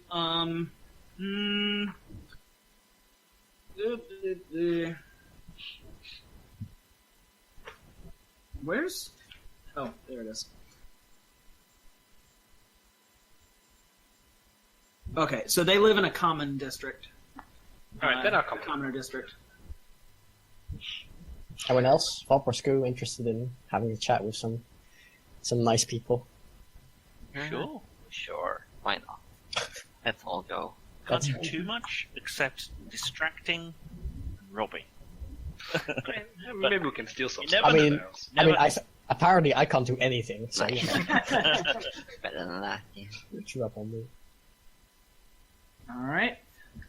So you head to the home of Marcus and David Tanner with, let's see. Wait, they're actually called Tanner? Yes. They've been Tanners for generations. Ah, yeah, of course. They were the first tanners, that's why. Yeah, it used to be cowhide skin fire make stiff nice good, but then the Tanner family started doing it. Yeah. They rebranded, basically.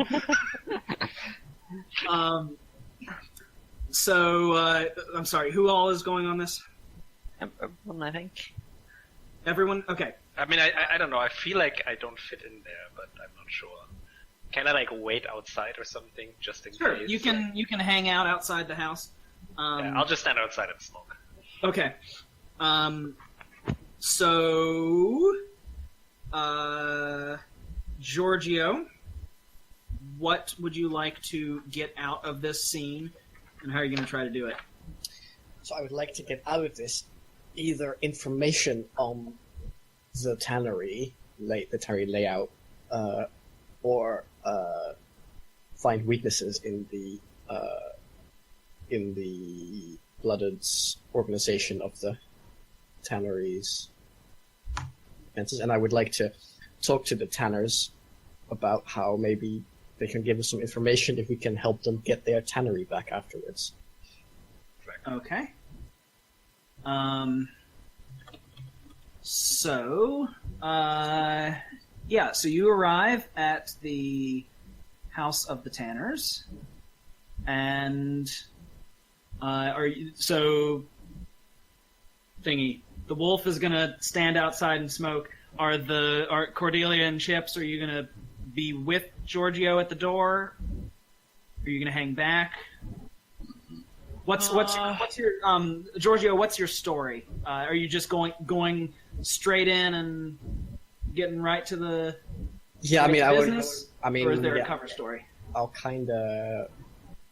I won't be completely obvious about what I'm trying to do, but I will be very clear that I'm not a friend of the Blooded and that I'm, looking for their help.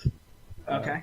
And that maybe I can help. Like I should say, just in a like maybe we can help each other out. In a sense, that's why I'm dropping in.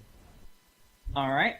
So cool. So you're just all three of you are going to be on the doorstep. Yeah. I'll be there at least. I'm actually assuming Vop's actually on the roof. Just randomly. He doesn't have to be, but yeah, that's fine by me. Yeah, sort of keep a lookout on a nearby roof. Why not? Okay, so Vop's up on a roof somewhere, and Skoo and Ox, you head to the Tanner's house. Occasionally, you'll see like my head poking like through out of the window, but like from the top of the window and down. I think from like hanging above the window, looking in. It's like so you go to the house of the Tanners in the Common District, and they open the door, and let's see.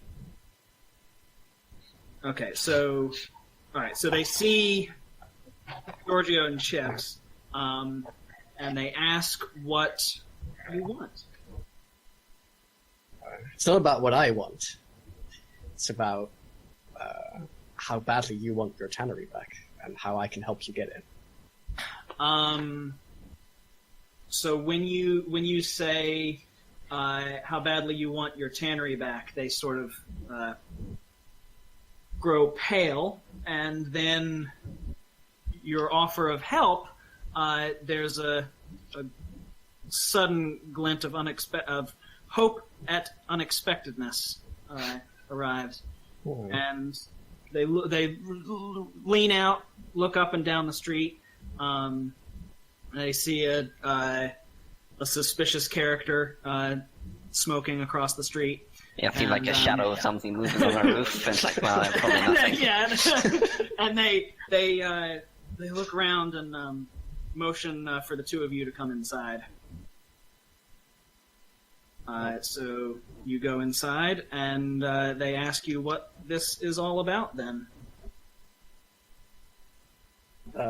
So, I've been given to understand, my associates and I have been given to understand that you have been forcefully, you've been made to give up your tannery's premises to some unsavory types. The people that have taken up shop in your tannery are not friends of mine or my associates. We would actually be very happy to see them removed from the store, from the building. And there's also something, yeah. They look pretty pleased to hear this, but they interrupt you and say they protest that the tannery is in the middle of the blooded turf. So even if you were able to somehow deal with, even if somehow you were able to deal with Black Knife and Eartaker, then what would stop the blooded from moving in retaliation? That's a pretty fair point. I mean, we do have other connections. Yeah, it's true. Like we are powerful friends. And as you may know, the blooded are not like it's not. I can reveal I'm part of a family, right? Or that's not like. I mean, that's up to you. Yeah, but it's not like a very. Like it's not a complete surprise to these people if I say that I'm part of the cartels. Yes, they would not be surprised. Yeah. So I am part of a crew with some powerful connections to the right kind of people, and we could let's see. We could make sure that the Blooded realize it's trouble to mess with your building. No matter how big, no matter whether it's in Blooded territory or not, Blooded can't stand up to the combined clout of several of the families. Okay, so they're a little skeptical of this, just because they've been. Their lives have been dogged at every step by the Blooded for so long. But they ask what brings you here? Why are you making this offer right now? So I'll be completely honest. There is, I am hoping to get something out of this exchange. The Blooded have something on the premise, are keeping something on the premises of great value to my employers. I wish to obtain this item. And if you could provide us with some advice as to how to best approach this task, perhaps tell us something about the layout inside. If you know anything about guard rotations, where in the building we might find any valuable items of the Blooded, then in gratitude we could perhaps help you. So they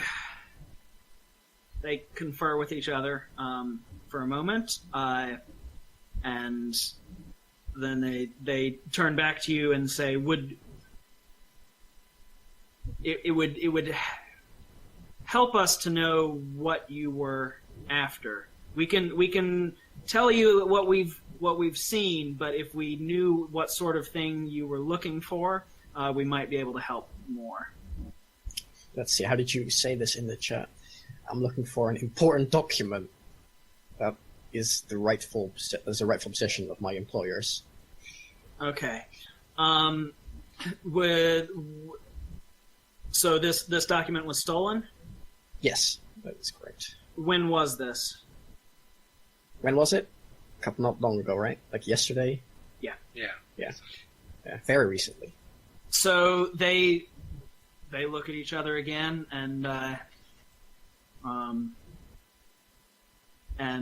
so one of them was like, "You think that guy has anything to do with it?" And they turn back to you and say that Black Knife and Ear Taker have set up shop in the tannery for a long time, as you know. They actually live in the tannery because there are a whole bunch of catacomb-like basements underneath the buildings where leather is stored and things like that. And one of those has been emptied out and turned into a sort of hideout for the Blooded. So Black Knife and Ear Taker live there, and the various Blooded guards live there as well. None of the workers live on the premises, but everyone who lives there is a Blooded member. And they tell you how to reach that little hideout, and that meshes with what you talked about with Cordelia earlier when she was looking at things on the rooftops. Mm-hmm.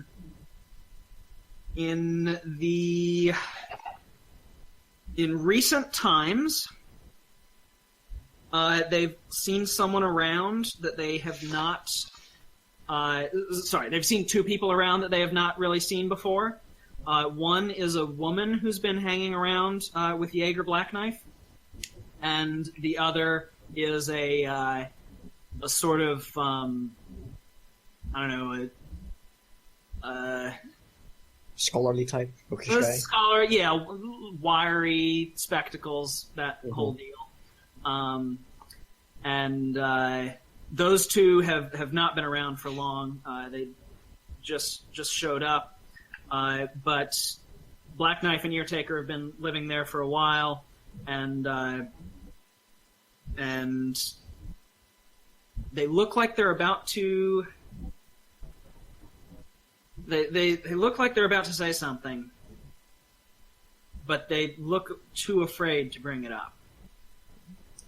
Sorry, did you say that they are here now, or they are somewhere else in this building? Not this, but so right now we're at the Tanner's house. Right. The Tanners don't live at the tannery, but Okay. all of the blooded members live there. They've just set up shop in a underground room. Right. So, just to be clear, if you are if my associates are to help you, we're going to have to succeed in our task first. And so, if you want your tannery back, you're going to have to give us. Like, it would be good for you if you gave us anything that's relevant to this task, anything at all that you can think of. It's imperative that we know as much as possible going in. So the okay, so let's see. They ask you how much you know about Jaeger Blackknife. I know about the blooded, right? So, do I? Yeah. So you basically you know his name. So they tell you that like they said, he's been seen with a woman. They think her name is Tessadera. I think actually, yeah. So Ox, you hear the name Tessadera, and you recognize it. You know that Favrica Tessadera is a merchant who owns a very successful cargo transport company, which is called the Green Line Wagon Company. And she specializes in moving physical goods quickly from one side of the city to the other, usually by wagon or coach. And all of her vehicles are painted with a bright green over the entire vehicle. You've heard basically what she looks like. She's a tall, handsome woman with some strands of white hair that hang down at her temples and reach below her shoulders. So you recognize that name, and she's been hanging out with Jaeger Blackknife recently. And they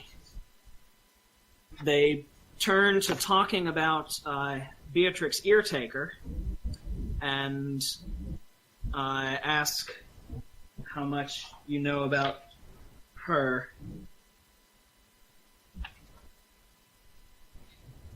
Does someone... I thought someone knew about the blooded. Yeah, me. I do know about blooded. Do? Yeah. Oh, yes, I was looking in the wrong place. Yes, so you hear the name Eartaker. You've actually heard it a couple times in this conversation. And when you first heard it, you recognized the name. She is a bloodthirsty enforcer who has loyally served Jaeger Blackknife for years. She's got half of her head shaved and tattooed. And she's got a long knife, which is her signature weapon, and it has a curved serrated blade and a spiked knuckle guard. And it's a knife, but at its size, it might as well be a sword. So they mention Beatrix Eartaker. You know that stuff, and one of them nudges the other, and is like, the hound, and the other one says, you say, and they tell you about Eartaker's hound. It's been seen prowling the streets at night. She has been seen prowling the streets at night with it, and it doesn't seem natural. It seems like everyone who's seen it would say it has glowing green eyes. It's about mastiff size. It's pretty dark. It's not something that they want to trifle with, and like. Jaeger's one thing, Eartaker's another, and this thing, they are in almost constant fear for their lives while they're working. So this just keeps getting better and better. Yeah. Yeah, so she, like I said, lives in this house and tannery. During the day, she walks around the tannery whenever, unless Black Knife has a job for her to do and sends her on an errand, she's wandering around patrolling the tannery. And she is in charge, really, of the all the blooded guards. Black Knife runs the operation, but she does all the delegation to the guards. She's...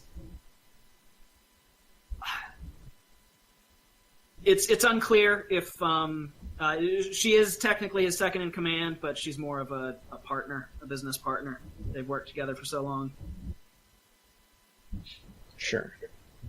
And her main job for the past day, suddenly she's been seen with the, as you said, scholarly type. So she's been seen walking around with him, and she doesn't seem to have a very high opinion of him. So it's like she's guarding him, you say? Like making sure that he doesn't get in any trouble? And they look at each other and shrug and nod in agreement that that's what it seems like. Alright, so scary dog, woman with giant knife, guy with a scary name. So we know where in the building now this. You know where the blooded set up shop. Right. So it's like a thing inside the building where all the blooded stuff is, right? So all the blood stuff takes place in that one place. Yeah. As far as okay. Okay. Well, that's a lot of info, I guess. Let's see, is there anything else? Can anyone else think of anything good? No. Not really, right? Well, this I'm not really there, so I can't really say anything. Yeah, true. No ideas here, I'm afraid. Right, well, I guess that's it then. So I thank them for their time, and I courteously say goodbye. They as you're leaving, they request that whatever you do, you keep their names out of it. Oh, this won't come back to you. Don't worry about it. And then I leave. I'm the best at what I do. Well, you see, when I don't have to roll for an entire scene, I suddenly do quite well. But you know. All right. Va. Yeah. Well, we gave you some targets at least, I guess. Indeed. Kill all the things. Things. Right. So Can't stop a robber if you're dead. nice.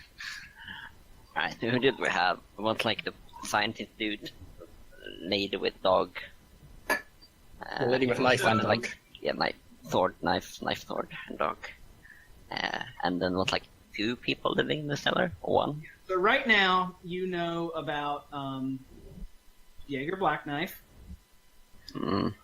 You know about I had to break from my Dutch Golden Age slightly. Beatrix Eartaker. Nice. You know she's got a puppy. Mm-hmm. You know that Black Knife has been seen doing business with Tessadera. and you know that Eartaker has been guarding Straussel. Yeah. Oh, yeah, and there's the Tessadera character, that's true. I forgot about that one just now. Yeah. But I'm not sure how that would tie into our plans. Like, it's probably an option, but... If she's a merchant, she probably doesn't want to mess things up with all of us. Yeah, exactly, true. But, Yeah. But right now, I realize that the guards being gone isn't that as much of as big a deal as it was, because there's still the scary, potentially magical dog and woman I'm sure just wants to play. and bloodthirsty woman with sword. Yeah, since like all of them are there now, and at nighttime, so all the nighttime guards are there. Seems like a bad time to do anything, really. Unless she's walking around with the dog. Yeah, unless she's outside. That is a good point. You could kill her or kill the dog. I'm down for killing the dog, honestly. I think Man, I like kill a dogs. dog. Kill the dog. I'm telling you. Hmm. I just want to tame it. Hmm. You want to capture the dog? I mean, the hard... Yeah. I mean, the hard part is gonna be like killing one of them without, the other. Put them like gather the like run around together. Mm-hmm. We can do All distraction. those people I just showed you have now been updated with the information that you should know about them. Okay. Refer to it. Okay, let's see.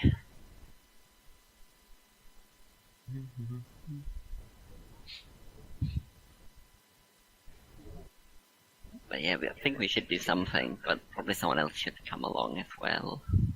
Just Okay. propose something and they'll see. I mean, I'm always happy to throw down. I think I've established I'm not very good in the fight. I mean, you're not even good enough at running. I'm not even good at anything else. Yeah. And let's see.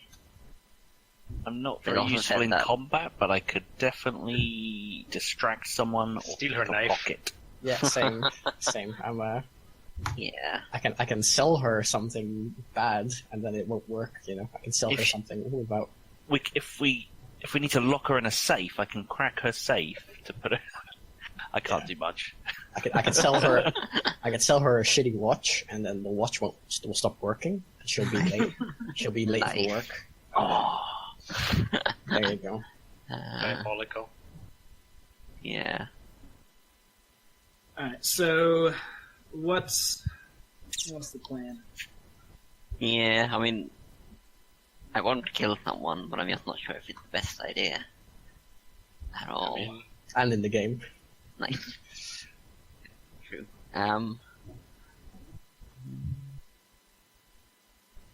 I mean, I think we should try to do something though, because again, Beatrix, she's the one who's gonna be potentially alone with her dog and her sword knife, but basically alone. So So you can Try do to- that. yeah, let's try to sort of be outside the tannery and bring Kirill along to sort of do some distraction / punching, mhm. and I'll try to do backstab or similar.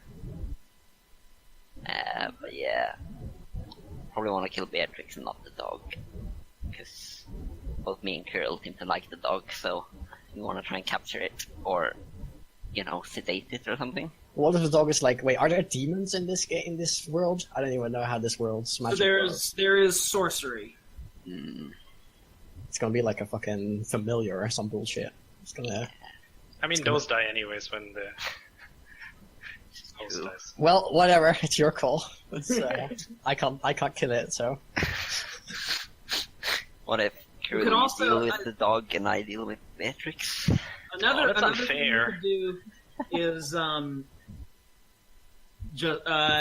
learn more about any of these people. Yeah, true. I Yeah, think you that's could- probably better because Yeah. like daytime is gonna be easy to do anything. and the other Anyway, one could all the be guards are this drunk. this merchant woman. Yeah, Her role is unclear, so that's also an option if you want. yeah. So I think. Let's see, what should I do? Fancy things. I mean, okay, so I know about like music and art and stuff, so maybe I could try to like get her to make a deal, but like the guy that's like an art trader, or like at least bring some fancy art along somehow. Okay. And then, let's see. But I think probably Giorgio should be the one making the deal, since he's the pocket person. But yeah, so I can sort of talk to my contacts and try to get some art. Okay, so you could spend an influence. Yeah, And that get a sounds hold of some fancy paintings. fancy paintings. Yeah, Bear in mind, we don't know what her deal is. Like, we don't know if she's bribable yet. So, this is true. give us anything. Sure, what else? I mean, we can promise her the art, and like, you can get it after if we need it. Yeah, probably a better thing. Like, I mean, I it's your scene, so like, I don't want to like. I also like the bright green paint coming.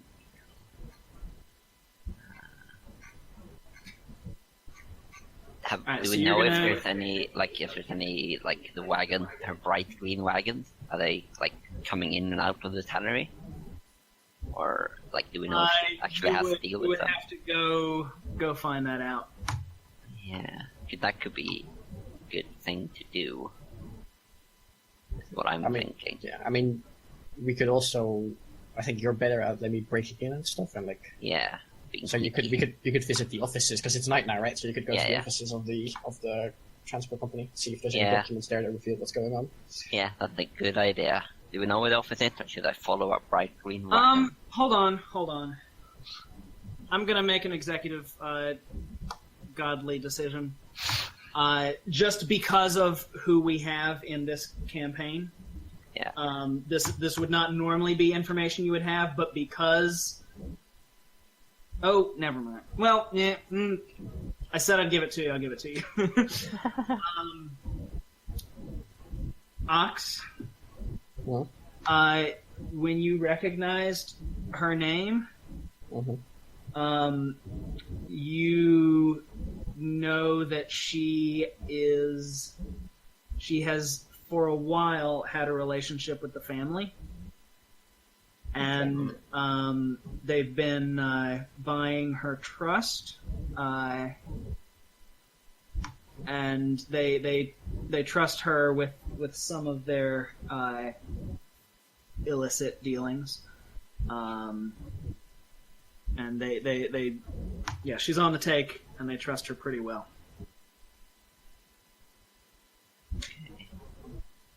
I mean, she could be our in. Yeah, Yeah, so we could like think that's use probably the green good. wagon to get inside. All right. No, I mean, she Yeah. could walk us in, like, you know, if they hang out together. Yeah, but that would still be pretty suspicious. Either way, the thing you'll have to either talk to her or go to her offices and see what's going on. Like one of the two. Yeah, I things. think I want to break into her office. You can always visit her later. Like if Yeah, that's the- like we have one other do other stuff. exactly. But yeah, All right, break you're into going to her her. office. Yep. Okay, who's going? All right, we'll sit this one out. I'll stand guard on the outside. Yeah. Just in case Okay. something happens. So just the two of you. Stu coming. I mean, Scoo's probably good at breaking into places, I'd imagine. Yeah, like he's a. Yep. thief, That's so what, that's my probably- one thing I can do. I mean, that's what Chris said, and, you know. Yeah. You ready to kick a door down? Nice. But yeah, Scoop Yeah. can get into places without rolling. Oh yeah, All right, that's really so- cool. Just can't get back out. All right, so Cordelia will take Carol and Chips to Testadera's place o' business, I'll be in the safe house watching the and captives. that's I gotta find it. Where are we? There we are. Okay, Testadera's place of business, and Cordelia and Carol are conspicuous here, Oh, shit. so I'm gonna get some heat.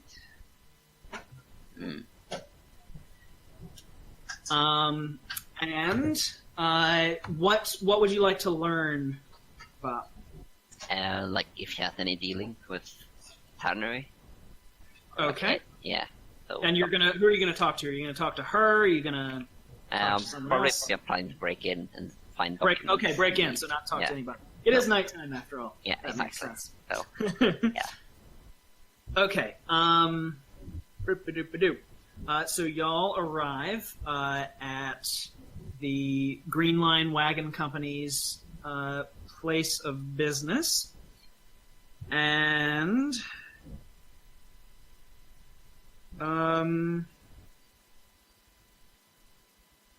tell me what you do. Yeah, so look for. So is it like guarded? Can we see if it's like any really obvious guard, like you're standing outside? Does it seem to be quiet? No. Okay. There's like the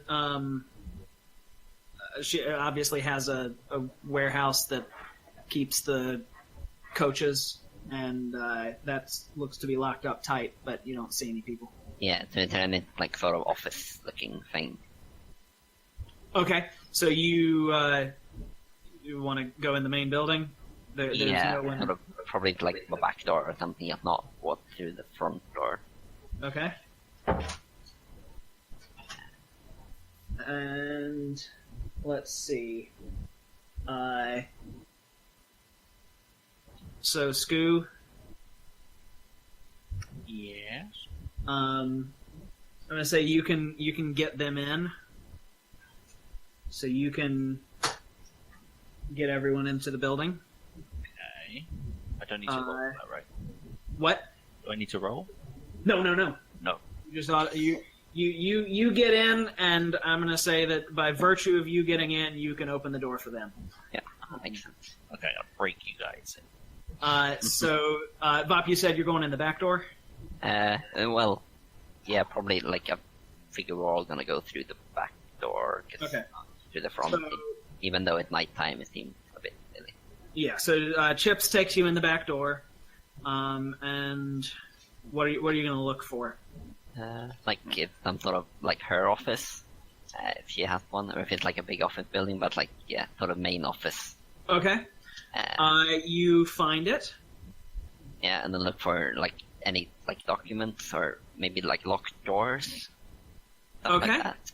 I'm gonna have someone, and it's up to you who roll to case the joint. Case joints. I can do So that. tell me who's gonna case the joint. I'll do that. Okay, and you will do it with let's say 3 advantage, 3 advantage. because you got some people helping you, Yeah. and it's I'm looking at the wrong tab. Right. Yeah. Middle of the night search. Yeah. Okay. And all right, yours is 80, so that does succeed. So, and you got some boons. Oh, All right. So you find some papers, and there are some in various places, and you get into some that seem to be hidden in the back of a filing drawer. Some of the more easily accessible papers detail money exchanging hands to hire Black Knife's gang to steal something. It doesn't say what was being stolen, but she hired Black Knife's gang for that, and their financial transactions written down. There's also a ledger elsewhere that has detailed receipts of financial transactions with the family that we just talked about. And she's been. They go back quite some time, multiple years. and she's been working, carting stuff for them into her regular transport job. And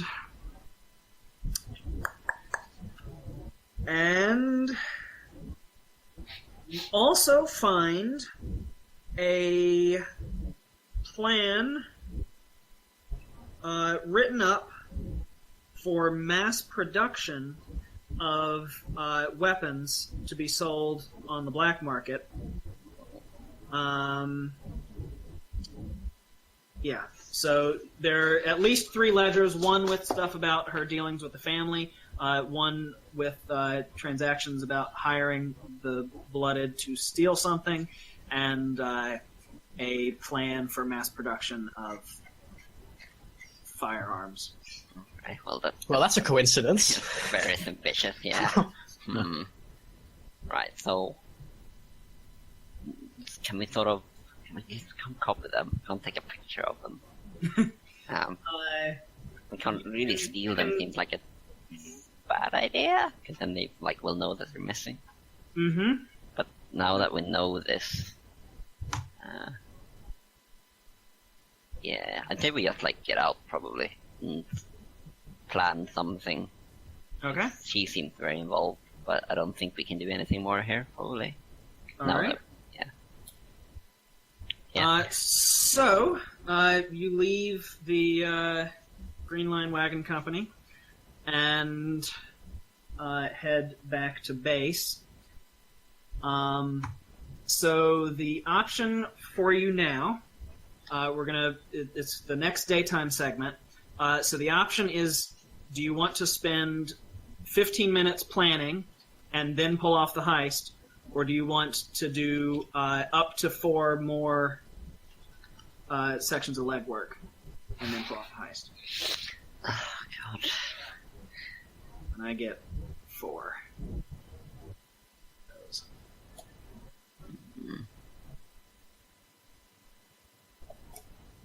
Yeah. I mean, both seem like really good options, but I'm not sure. The advantage of doing the heist now, or I don't know. Yeah, is there an advantage? Is it harder for you to go against us if we go now, or is it easier for you? So less heat has built up than could possibly build up. So that's one thing.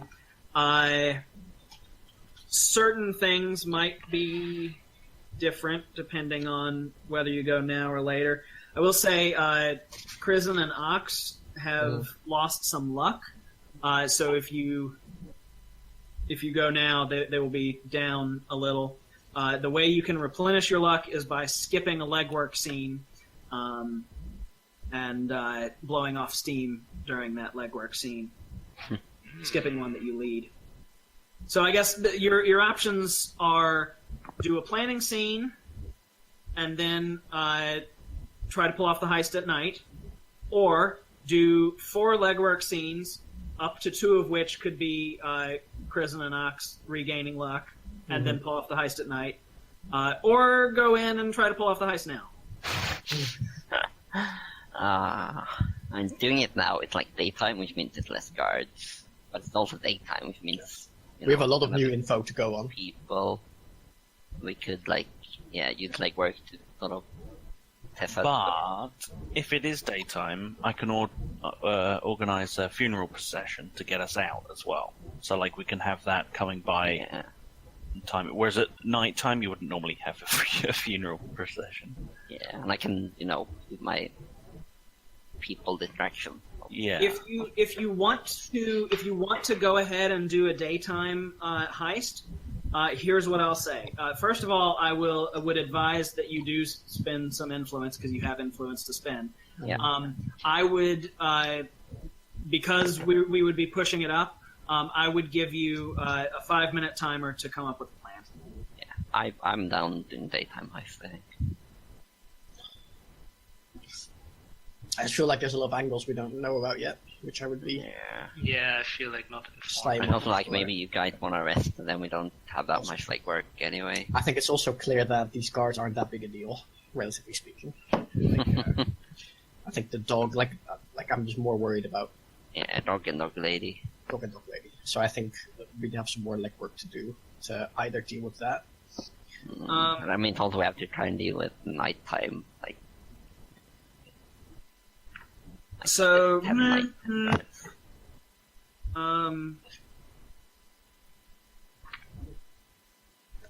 the I would prefer to do more legwork. To be okay. honest. Yeah, okay, I'm fine with that. All right. So, what would y'all like to do? I mean, for me personally, I would probably rest. 'cause, you know, Okay. So, How much luck are you on now? your scene would be blowing off steam. Yeah, I'm at. Ox, would you do that as well? Well, I'm at 80 luck, so I'm So Pretty another fine. thing you can do is you can go on other people's legwork scenes, and then we can put your blowing off steam at the end. Yeah. So I'm just trying to figure out if there's more we need to do than two legwork scenes, because that's Well, I mean, I still want to interrogate those guards, to be honest, because Yeah. that's why I took them away. Like, sure. So that's already one. So then we only have one legwork scene left if we're both steam. So Yeah, exactly. Then, like, we probably want to do something with Tessa there. yeah, But I think- also, if we want to, like, assassinate someone, we would want to do it, Exactly. now, before all the guards are there, at nighttime. I would also. So I think you can blow because you're lower than me, right? You're at like 70 something, I think, right now. I mean, but if it comes to it, like I don't need to. Like, is anyone else good at like interrogation and things? Because I think that's probably my thing, anyways. I don't think I am. Let me have a look.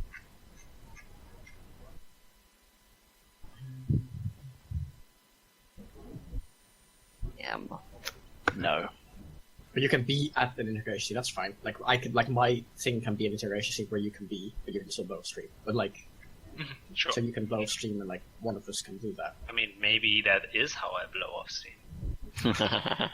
blowing off steam is just some leisure activity, but it can't be devoted to something. No, else. I know. I'm joking, but just saying. So yeah, we need to wrap this up because it's turning into a planet scene at this point. So we still need to. We want to interrogate some the guards. We want want to do something with Have- Tessa there. have a talk with the Sedera, and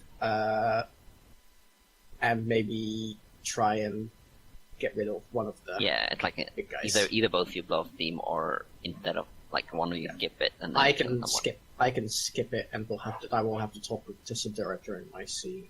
Yeah, and I will stab someone in Alright. their face. I don't know which one I would lead out of those because And then you would do the interrogation. I could do the, or And I it could. doesn't really matter, like, it would be the thing. So No, because you want to poke with Tessa there, right?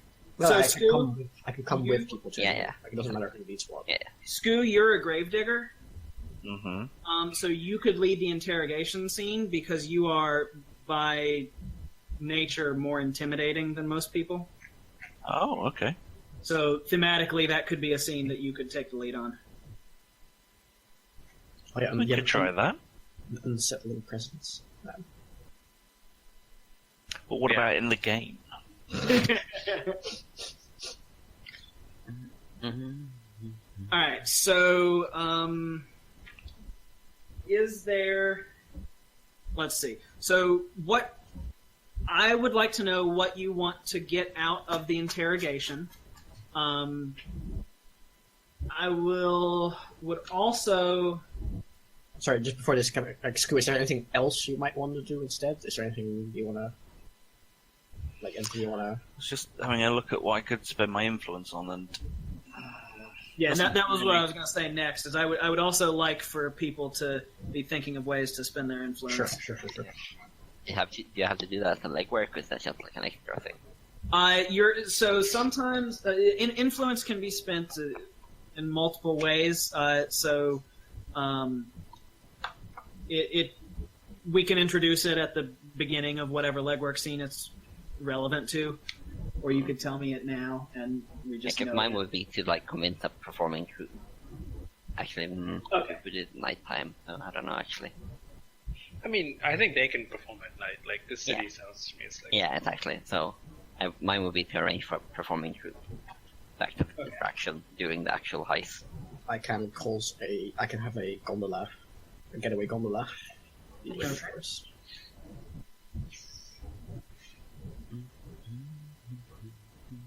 All right. Also, so.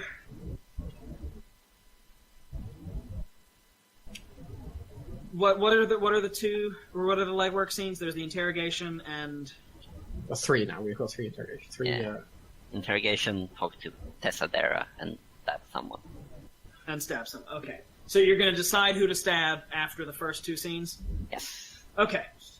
So do we want to interrogate or talk to Tessadera first?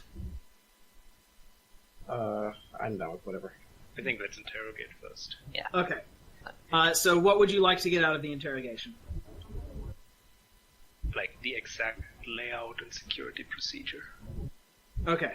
So you know the layout, so you want to get the security procedure? Yeah, and I mean, do we know exactly in which vault? And like if there's a safe, stuff like that. Like that we don't know, gotcha. right? Gotcha. All right. So, Scoo, describe the place where you are holding these 2 blooded members. Well, I can use, apparently, I can gain the use of a ward house or funeral parlor, and I'm thinking funeral parlor might be more intimidating. Very nice. All right. If you catch my drift. And, yeah. I was thinking I can't really tie any of the other stuff into it. Yeah, so just the funeral parlor. Okay, so y'all have these guys in a funeral parlor. I'll be on a nearby roof. All right. I'm gonna. It's really awkward to getting cups of tea up there. Like, I don't really have anything prepared for a funeral parlor, so we're going back here. One of those buildings is the funeral parlor. it's just off there to the left. The funeral parlor is right next to Kirill's house, where his mom made yogurt. Very handy. Nice. So you are in the funeral parlor. So to gain access to that, you're gonna want to spend that influence. So you can just click on it and then drag it to the table. Oh, is that what this thing is? Yes, that's your influence. When you say drag it, over there. Okay. No, hang on. I can't drag it anyway. You should be able to click the one above you, and that will bring up your deck, and then there we go. Yeah, just like that. All right, so you've got your funeral parlor, and I'm going to say because you spent your influence on doing that. What are your questions? You wanted to learn about security procedures and any sort of vault type? Safe traps, do they have tripwires? I don't know, Oh, and what the deal with that dog is, because that's weird. So because my character's got knowledge of funeral parlors as well, I kind of think like he should have the embalming tools ready. Okay. So you've got the whole thing set up. You've got all of the scary chemicals and tools right there. And these 2 blooded members, the last thing they remember was they blacked out the last night. The last thing they remember was being with all of their friends, and then suddenly they wake up bound in this funeral parlor, One of them has like loads of seaweed on him and is really confused. Doesn't really know why. One of them has like seaweed on him and like a fish in his pocket, and he's like really confused. And they, I mean, these are blooded members, but they're not like the upper echelons of the organization. So they look around and they crack pretty quickly. So you ask them about. You ask them about the security procedures and things. So, if at any time they hesitate, he's going to be measuring them for the and like beautiful and saying, beautiful. So would it be like an open casket you'd like, or what would you prefer? It's going to be so moving. I'm sorry. It's going to be so moving. Everyone will cry. So they confirm what you had, what the crew had found out from the Tanners, that Beatrix Eartaker wanders the facility during the day and also at night. She sends the guards, the blooded guards, around, and they don't have a set path. They just, like, she will come up with something on the fly and tell them to do it. So there aren't any set patrol routes, but she does wander around during the day. She wanders around at night. She has the dog with her at night, and they've never seen it during the day. Wait, I just fucking realized what's going on. Alright, never mind. Oh, no, wait, it doesn't. No, necessarily. Never mind, go on. They've never seen it during the day. She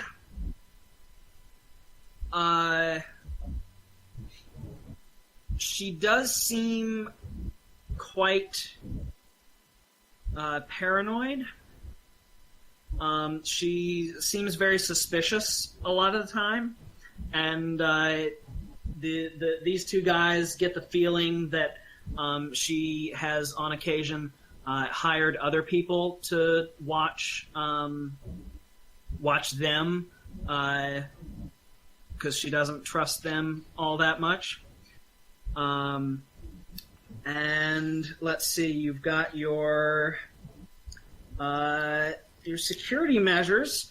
They know that in the blooded room inside the tannery, there is a keeper's chest. And they tell you that it's an alchemically treated chest, which is usually used for holding valuable items.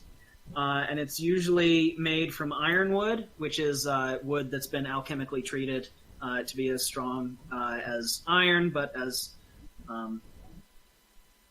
light and pliable as wood. They do not have a latch, a lock, or a lid when they are... what? They have a lid. They don't have a latch or a lock. When the lid is put back on the... I see. Okay. When they have a removable lid, which is put back on the box and alchemically fuses with the top to become one solid piece. And it has to be opened by running a special piece of alchemically treated metal, which is unique to each keeper's chest, along where the seam would be, and then that separates the lid again. Okay. And that's the only way to get in. And who has that? Now, would picking a lock or cracking a safe cover that, or is that something else? It is something else. Damn it! My one thing. The club. Okay, so Bet I'd roll a 1 as well. Damn it. you also learn Do we know who has the key for this? And is Eartaker her maiden name? They are not privy to that information. If we take your ears, would she appreciate that? In this interrogation right now, can you give something like an intimidate or something? Okay. Can you intimidate? You're gonna get. You're gonna get a 2 advantage. I was going to say there should be a lot of advantage because of all the implements. Yeah. So I'm sorry. The question right now you're trying to find out where the alchemical key is. Mm-hmm. Right. So you're trying to beat that out of him.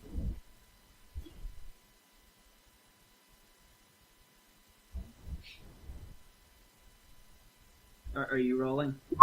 Oh, there we go. Yeah, sorry. Okay.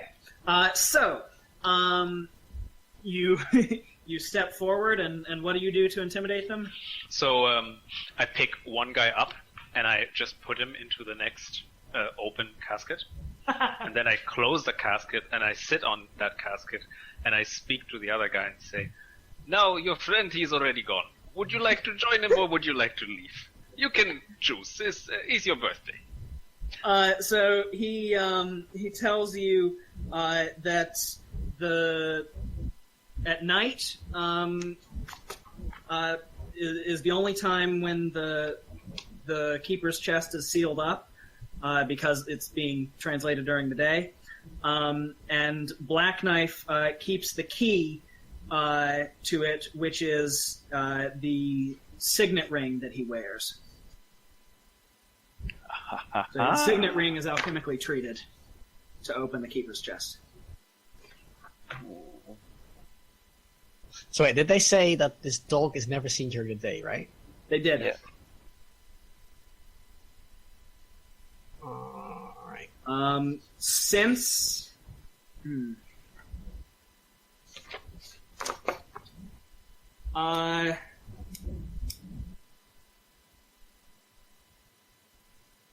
I'm gonna... Okay, you did very well on that intimidation. So I guess you did reasonably well. So I'm gonna say that where is it?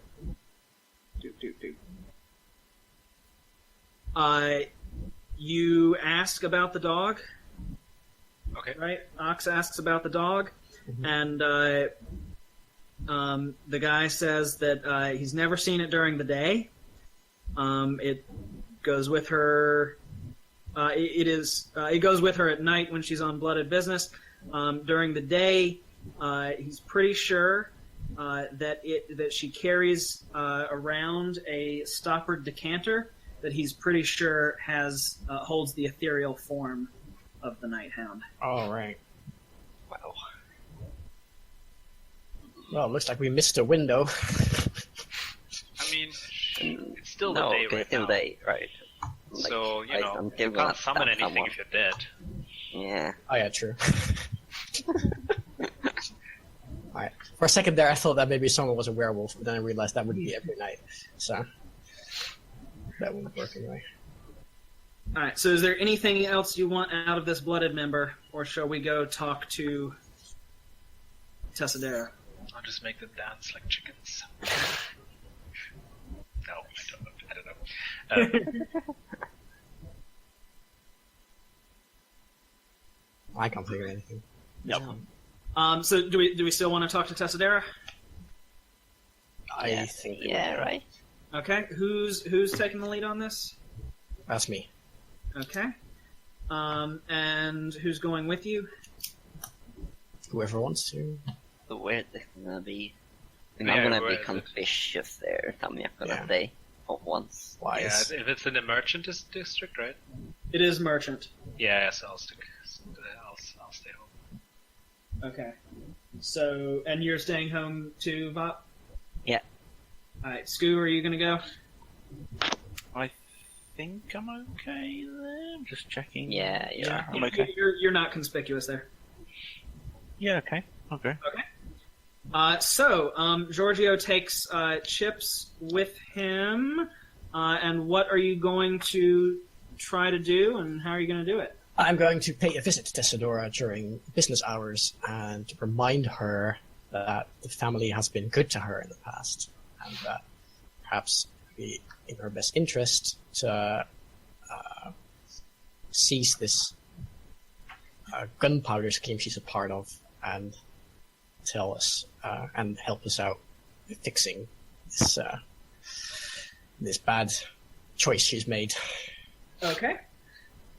So you head over to the Green Line Wagon Company, and you go in, and I assume you ask to see her. Mm-hmm. And after a little bit, she comes out of the back room to talk to you. Right, so we're in her office or something, right? Or where we? So you tell her that that the family is aware of her dealings with the Blooded.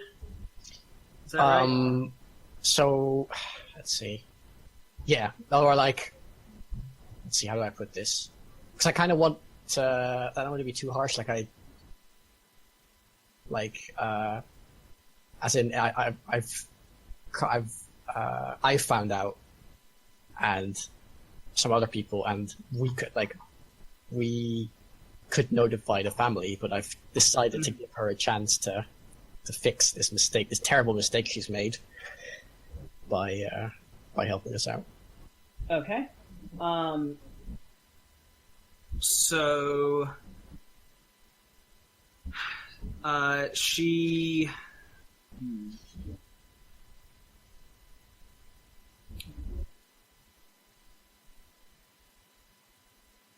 She asks you to be more explicit about how you came about this knowledge. I don't think she's in a position to make demands of me. She's the important part is that we know she's been smuggling weapons. There's planned to smuggle weapons. We know that she's ordered the Blooded to steal from the families, from a member of the boards, and and we know that she's involved with, and I will mention. Let's see. I know that she's involved with the business going on in the tannery, and okay. As you rattle off all these accusations, she starts to turn slightly the color of her own wagons, and she starts thinking quickly and asks if there's anything that could be done to remain in the family's good graces. You definitely haven't passed any of this information along to your superiors. No, but I'm not the only one who knows this. I want to make this very clear. I've seen movies. I know what happens when you say no one else knows. I have a messenger on. I've got like a dead man switch on standby, but she removes her hand from the silent alarm that she was reaching for, and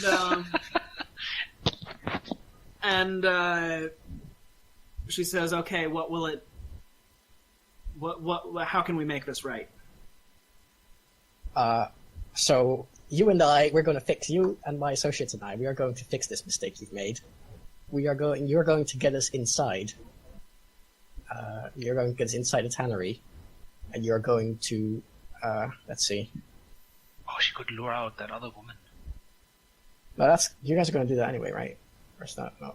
Yeah, but if we could lure her into a trap, because she's paranoid.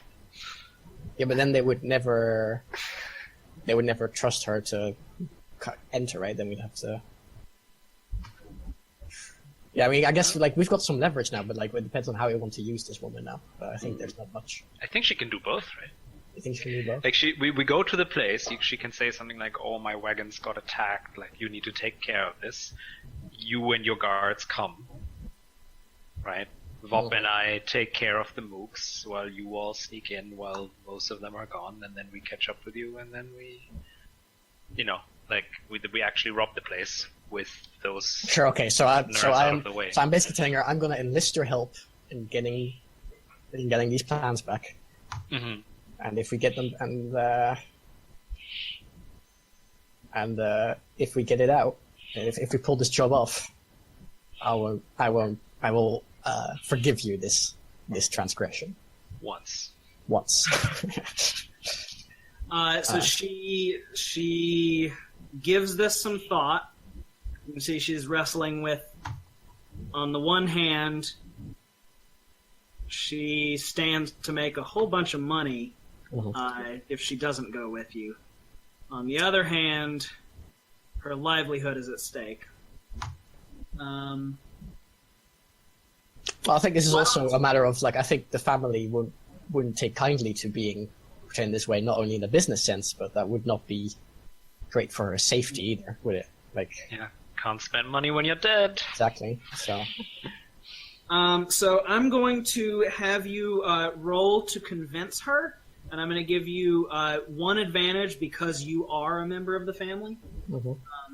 So it's just that extra bit scary. Yeah, sure. At being found out. Mm-hmm. No disadvantages, or? No. Don't fuck this up. 80%, guys. Here we go. Yes! Wow, wonderful. Oh. So she comes around to your line of thinking, and she is a very successful businesswoman. After all, she sees the merit in retaining her legitimate businesses as well as the family connections over the long shot possibility of great fortune by working with the blooded. Mm-hmm. So she starts thinking, and she asks how she can be of service. She's willing to lend use of a carriage if you need one. There's not much else she can do. She's already heavily financially invested in this, so she would rather not provide money. Mm-hmm. But she could lend a carriage. Is there was she perhaps by chance scheduled to make a delivery tonight or of some sort? Like you said, she's sometimes is there, right? Or do her wagons not go to the Santa? So she has been going there. She never travels in any way other than in one of her company vehicles. Mm-hmm. But she has not. She doesn't have an arrangement to make a transfer anytime soon. So she has been over to the tannery in some of her green vehicles, but that's just because that's how she goes places. Okay, right. So it wouldn't be necessarily a straightforward entry if we just show up with these wagons or whatever. I mean, it would not be. It would be. She does go there fairly often to talk logistics with Black Knife, so it would not be out of the ordinary if one of her wagons showed up. Mm-hmm. Sure. All right. Well, that's. I guess that's. I just want to help to lure this woman out, because I feel like if we just show up there and say, "Oh, come look into this alley," she'll be like, "Nope." So, do we want this? So, is she okay with being at the start of the heist? I'm sorry. I guess. Yeah. I guess is she okay with at the start of the heist? Convincing. God, I keep forgetting her name. What was it? Eartaker? Was that the woman? Yeah, Beatrix Eartaker. Convincing her to that one of her wagons is being attacked and to help her. I don't know if she's going to fall for that though. Like maybe she just... So you propose this, and she's skeptical that it would work because unless somehow there were a way to convince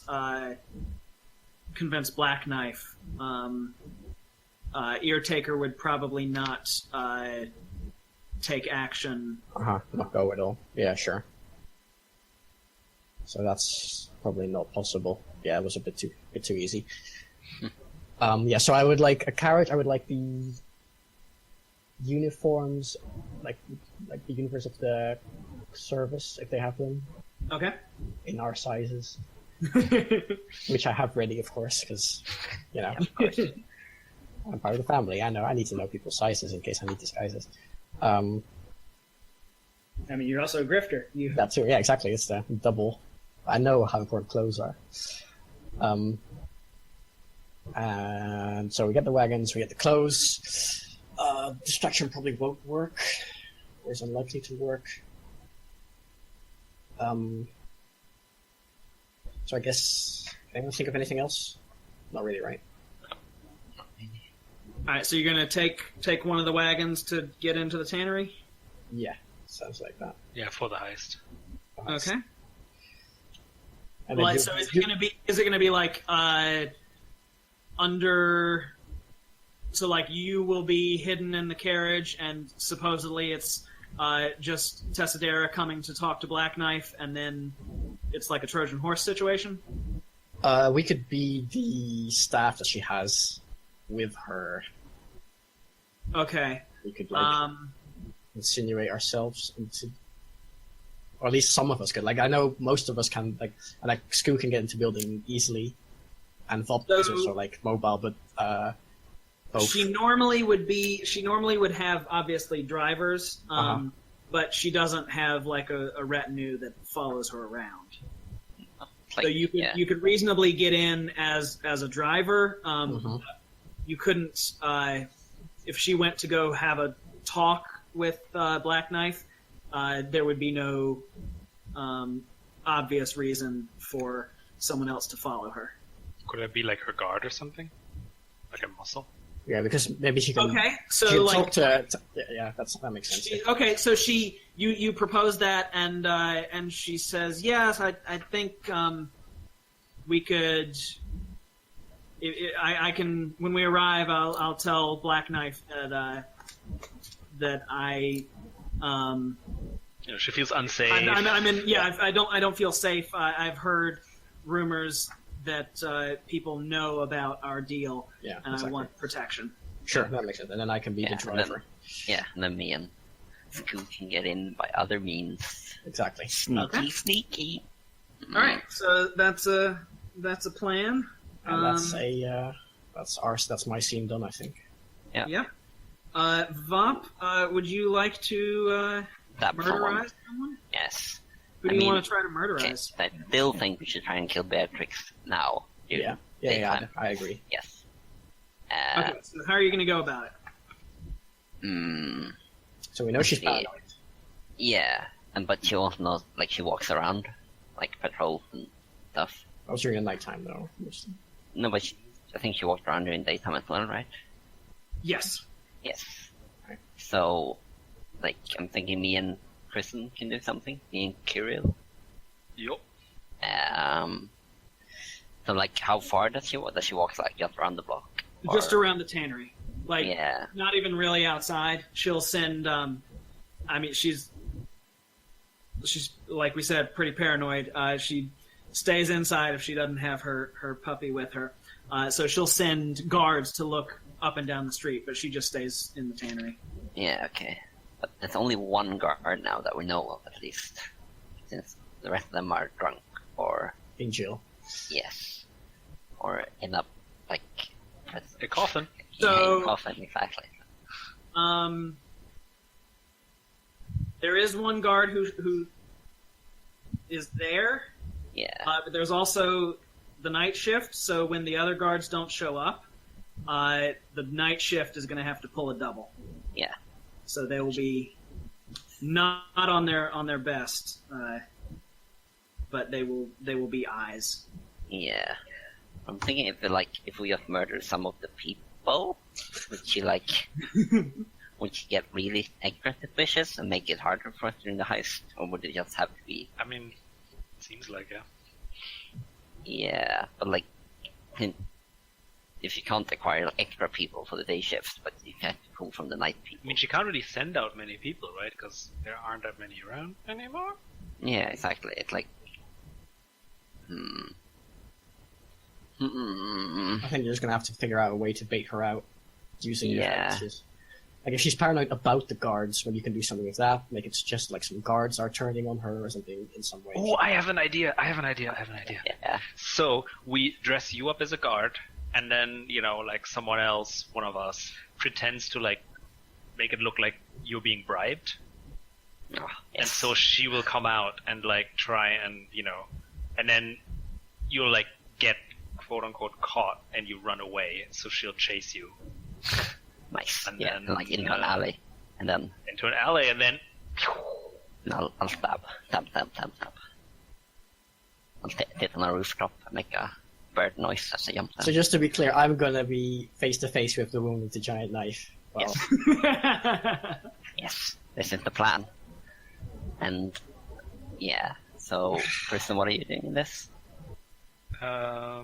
maybe I'll just be your backup in case Yeah, there are you'll be other like a guards. backup. Yeah, another guard come up. Yeah, and then and then Goo can be the one pretending to bribe, I guess. Yep, I can do distractions, so I Nice, guess that yeah. would technically count as a distraction. Right, sounds I like like a that. plan. Let's go with the plan. What could possibly go wrong? alright. Nice. Hundreds so for everyone. For me, I'm set up in a nearby alley, on top of a roof, or similar, as usual. And Kristen's around, and Scoo is bribing Chris. I'm wearing the clothes of one of the guards. Wait, where Oh, did yeah. Yeah, exactly. We already have them, so yeah. Okay. So, Just hope she doesn't look too closely and realize I'm not one of the regulars. so you've got your disguise.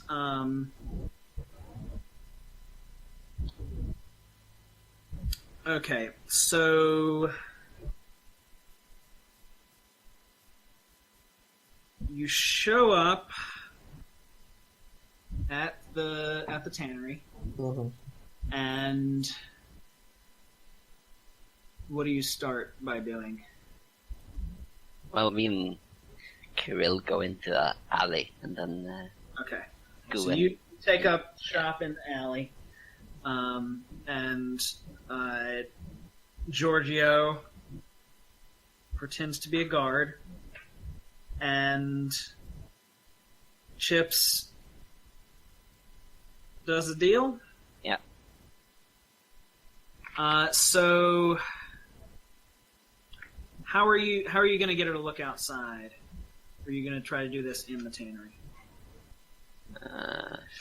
I sure hope no one sees me. I think being on the take from this unsavory time. No. No, but I have to do sort of semi-obvious, so that one Yeah. of the other guards. Well, why don't I pretend to try and get in, and you stop me as part of a distraction? Nice. Mm. Yeah. And you wait, obviously, until she sees, right? Yeah. I will act drunk or something and say, "Let me in! I want to get in there! Dave's in there! He's got my wallet!" Like that. Yeah. And then when she Okay. comes over, cool things off, I'll just immediately go, "Yeah, okay, back away." Yeah. That sounds good.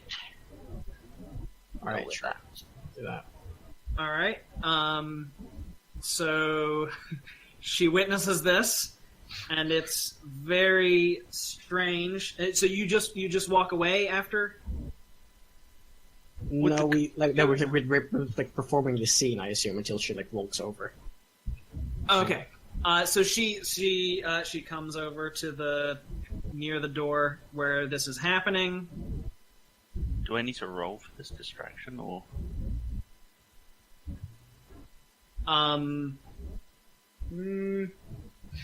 Like you're just trying to get her attention, right? Yeah. But then Scoo maybe drunkenly mentions that he knows that I'm on the take or something. I see.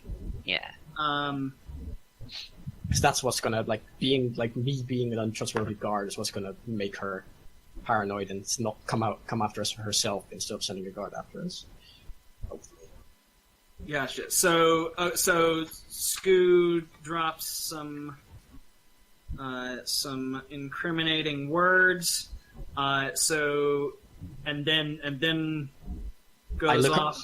I look around. I'm very scared because I realize I pretend to just realize that she's there and heard that.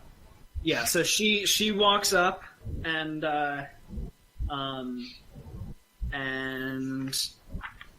has one hand on the hilt of her knife and asks you what that was all about. And then I just leg it into the alleyway. Nice. She calls for help and just waits, but none is coming for some reason. And so she tentatively steps outside, draws her knife, looks down the street towards where you were headed, and heads toward that alley. I legitimately, like, I'm gone. I'm like hiding in a dumpster or something. I don't want anything part. Okay, so she knows she knows what alley you went down, so she goes into the alley, and she's in the alley. Yeah, I jump down from my roof. I'm making a bird noise. You make a bird noise. Of course. And then I, try to stab her. Okay. Bearing in mind, it's called silent takedown. Make a really quiet bird noise. Yeah, it's a bird noise, so no one hears any like human sound. Yeah. So you jump down with your knives. So roll to stab someone. And I'm going to give you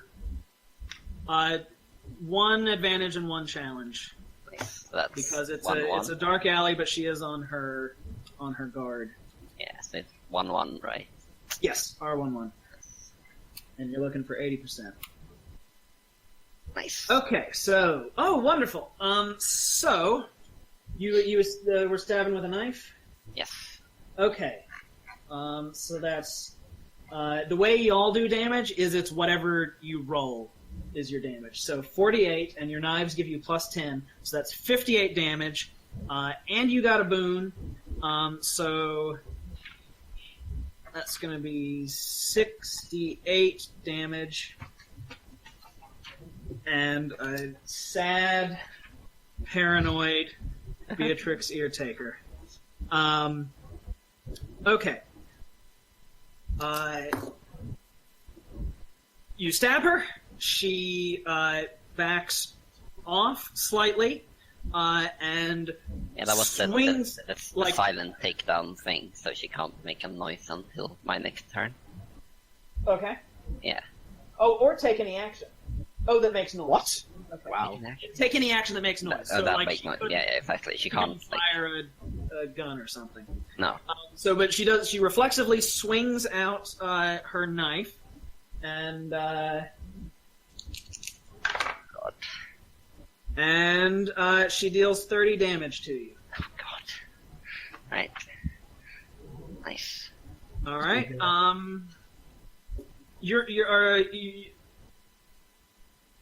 You're not alone in this alley, right? No, because like when the fight breaks out, I'm assuming Kirill comes in as well. Okay. Yep. Like. So both of you can take a turn Yep. Right. Sure. in whatever order you want.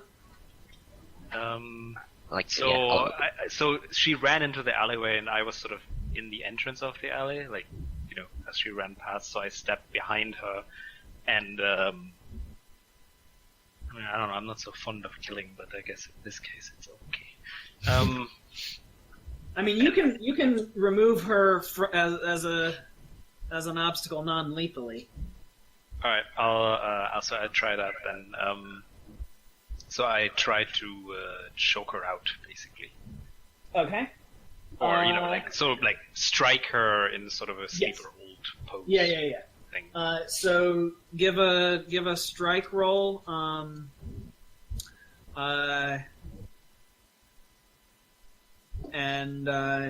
Just a regular strike roll. So just a D100. Oh wait, sorry, That doesn't exist. I should probably make one. But... Oh wait, no. Yeah. It's RD100, right? Probably, yeah. Okay. So you have a very effective chokehold on her, and she falls unconscious. I take her knife. You take her knife. Do you take anything else? Her ear. The bottle! Take the Bottle. thing that's some. The Oh yeah, bottle! or the bottle. Also the bottle. Yeah. Sorry. All also right, the ear. Take her knife and her bottle. Here. No. Take her boots and the motorcycle.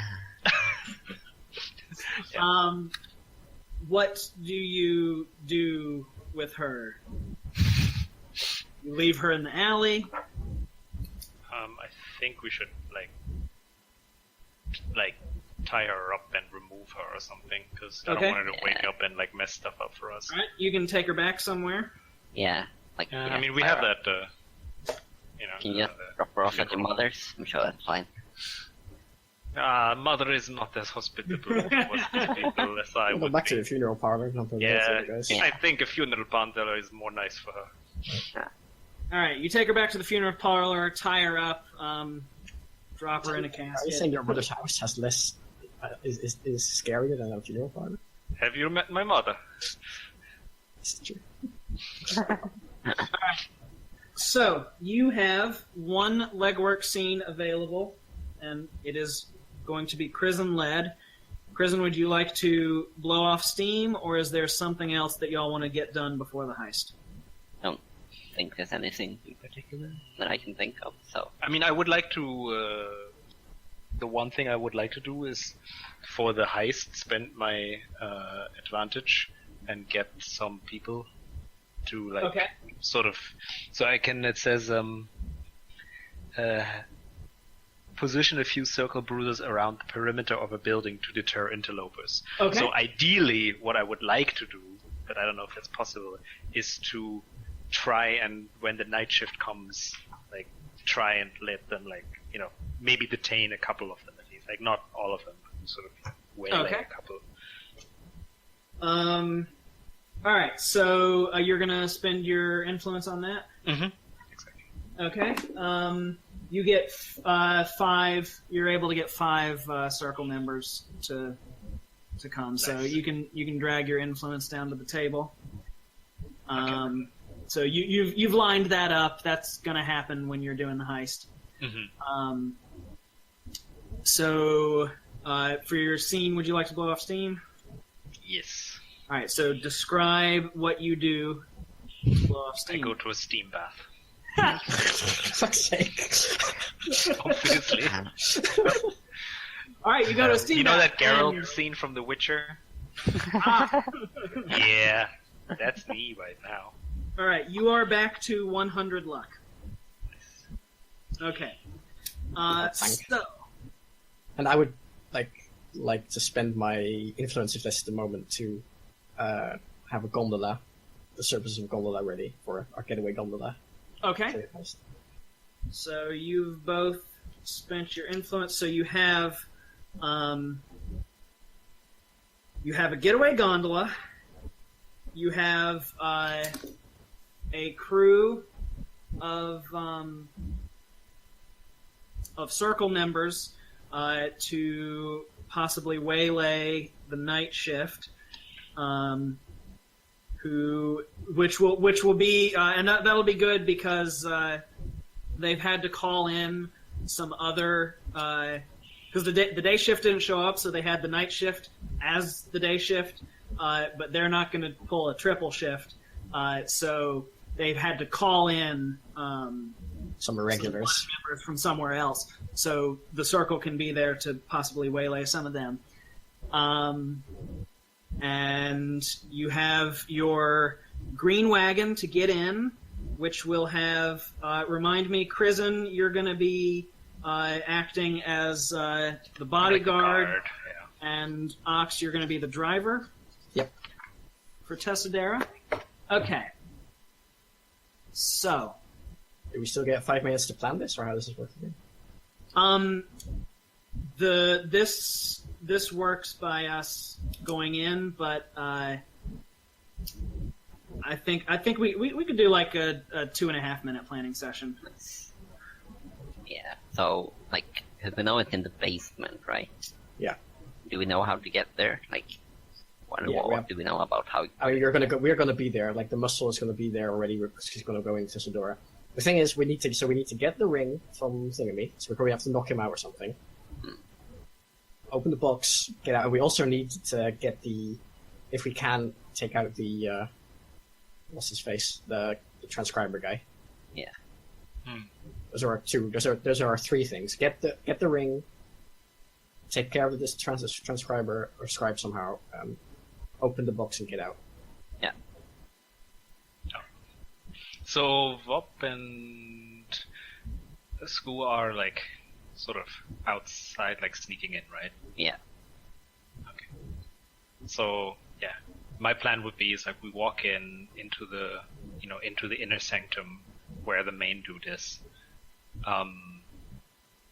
You can jump in, maybe. Yeah, I'll try it. Like, depending on the number of guards, we like maybe you can convince. Well, you can't probably come in with us, but like you can maybe walk up to the door and then barricade the door, so I can, he can't call for reinforcements, and maybe Sku and Lob can try and like sneak in with me, but like I'll just try to knock out the dude. Yeah. Then we'll go from there. What could possibly go wrong? Hundreds. All right. So, like, sorry.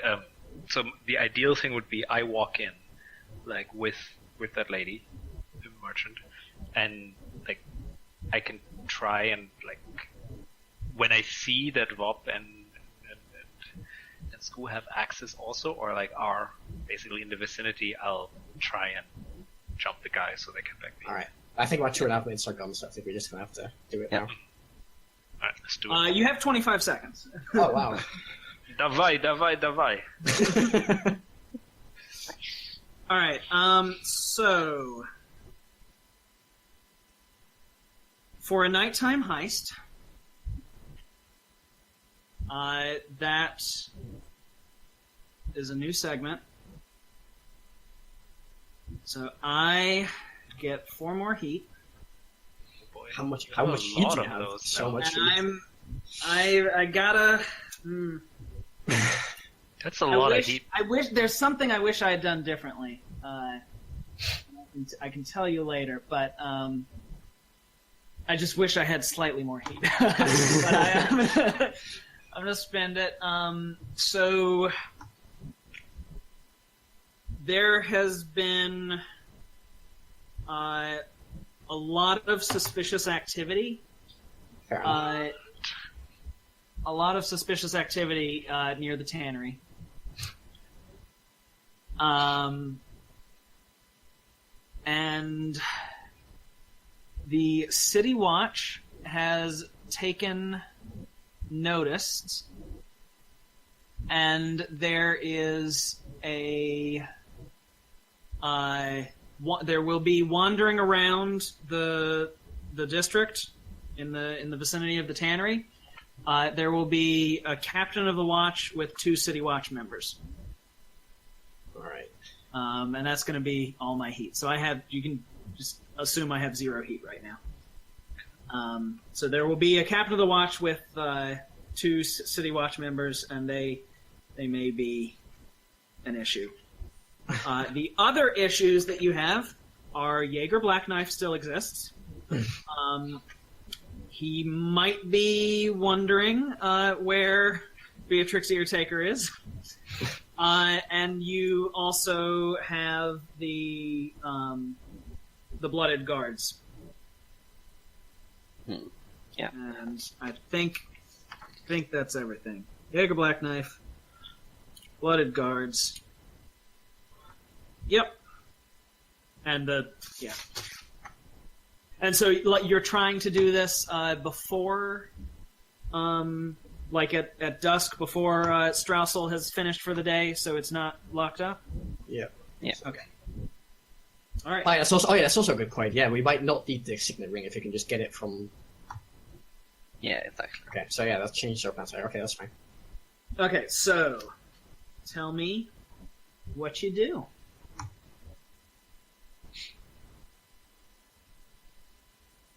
Well, I try to sneak in somewhere while the others are going in by wagon.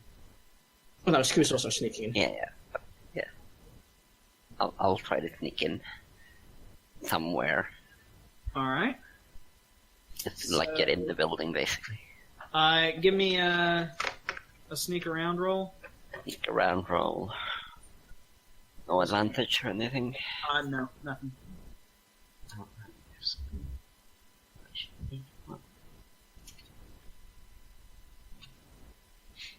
Oh, damn.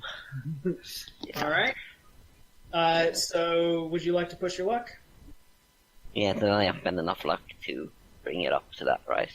Well, you have to spend in increments of 10, so you'd be spending 10 luck, and you would have to roll 1 challenge die.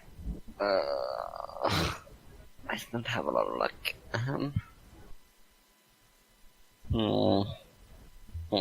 What happens if you just fail? Yeah, what happens if I don't do anything? I'm not going to tell you that yet. God. Oh shit. And, like, the challenge die, what's the, like, probability on them? It is, I think 6 and 10. God. So what's that? 3/5? I'll save my luck. Okay. So you're sneaking around the tannery, attempting to, and funnily enough, these City Watch people notice you and walk up to you. Well... At least now Chris is not the worst fuck up in the I solved my problems. I'm sure if I can do the same. Now I haven't snuck in yet. Can I do a distraction and say, "Police, police! That man over there just took my wallet," and point to some random guy? You could roll for a distraction. Because I think we need to save Bob. Sorry. I think we need to save Bob. Yeah.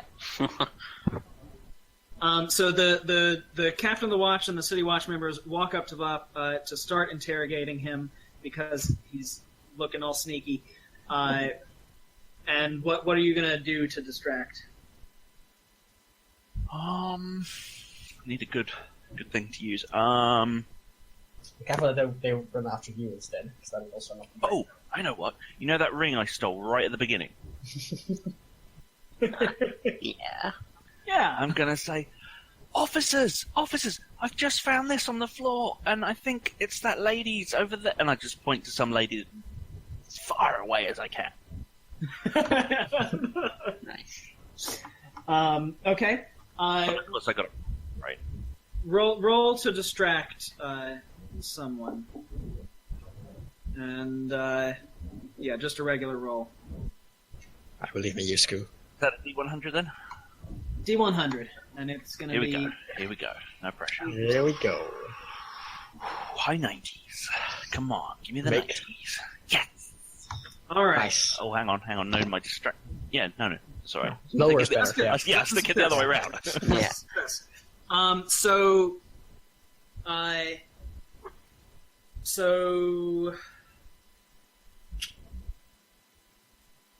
gonna say both of them. Both of the captain motions to his subordinates to go deal with this, and they follow you to Do you give them the ring to go to the woman, or do you? Yeah, because I'm sort of I'm being the good citizen, so I'm handing it over, and I'm saying that lady over there, like as far away as I could possibly find a woman in eyesight, and then I say to the captain, you might want to open this one. She was quite attractive. Yeah. So the captain waves for the other City Watch members to go deal with it, and so they take the ring from you and trot off in that direction.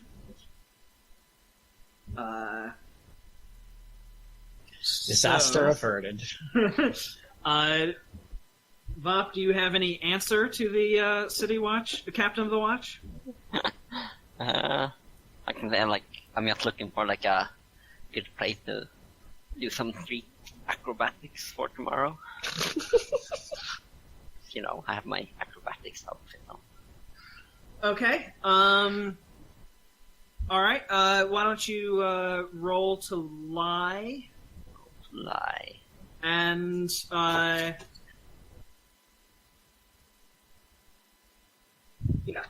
roll to lie and get you're in. How are you dressed right now? I mean, I have I thought of a dark, but it's sort of like a sort of jester outfit, sort of. Okay. Just a suggestion. What if instead of lying, you did a demonstration? Nice.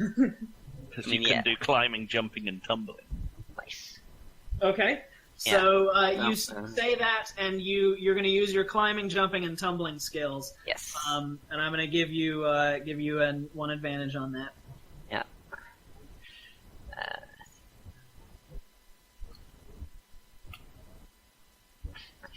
All right. Incidentally, you would have succeeded on the lie as well. Yeah. So you climb and jump and tumble, and this captain of the watch is very impressed with your skills, and he asks you why this location. Like I've heard from other colleagues that people around here generally give really big tips. So Who gives really big tips? the people around here. Just in I this see, area, just specifically this area. area for earning money, basically. Okay. So, all right. And so he nods, and then he turns to Chips and asks why Chips is still loitering around. Oh, I was just wondering if your men were going to come back and say they found the owner, because I was just interested. Most people would have kept this ring, but I wanted to see it return to its rightful owner, because it looked quite nice. All right. All right, why don't you lie to him? Because I like him.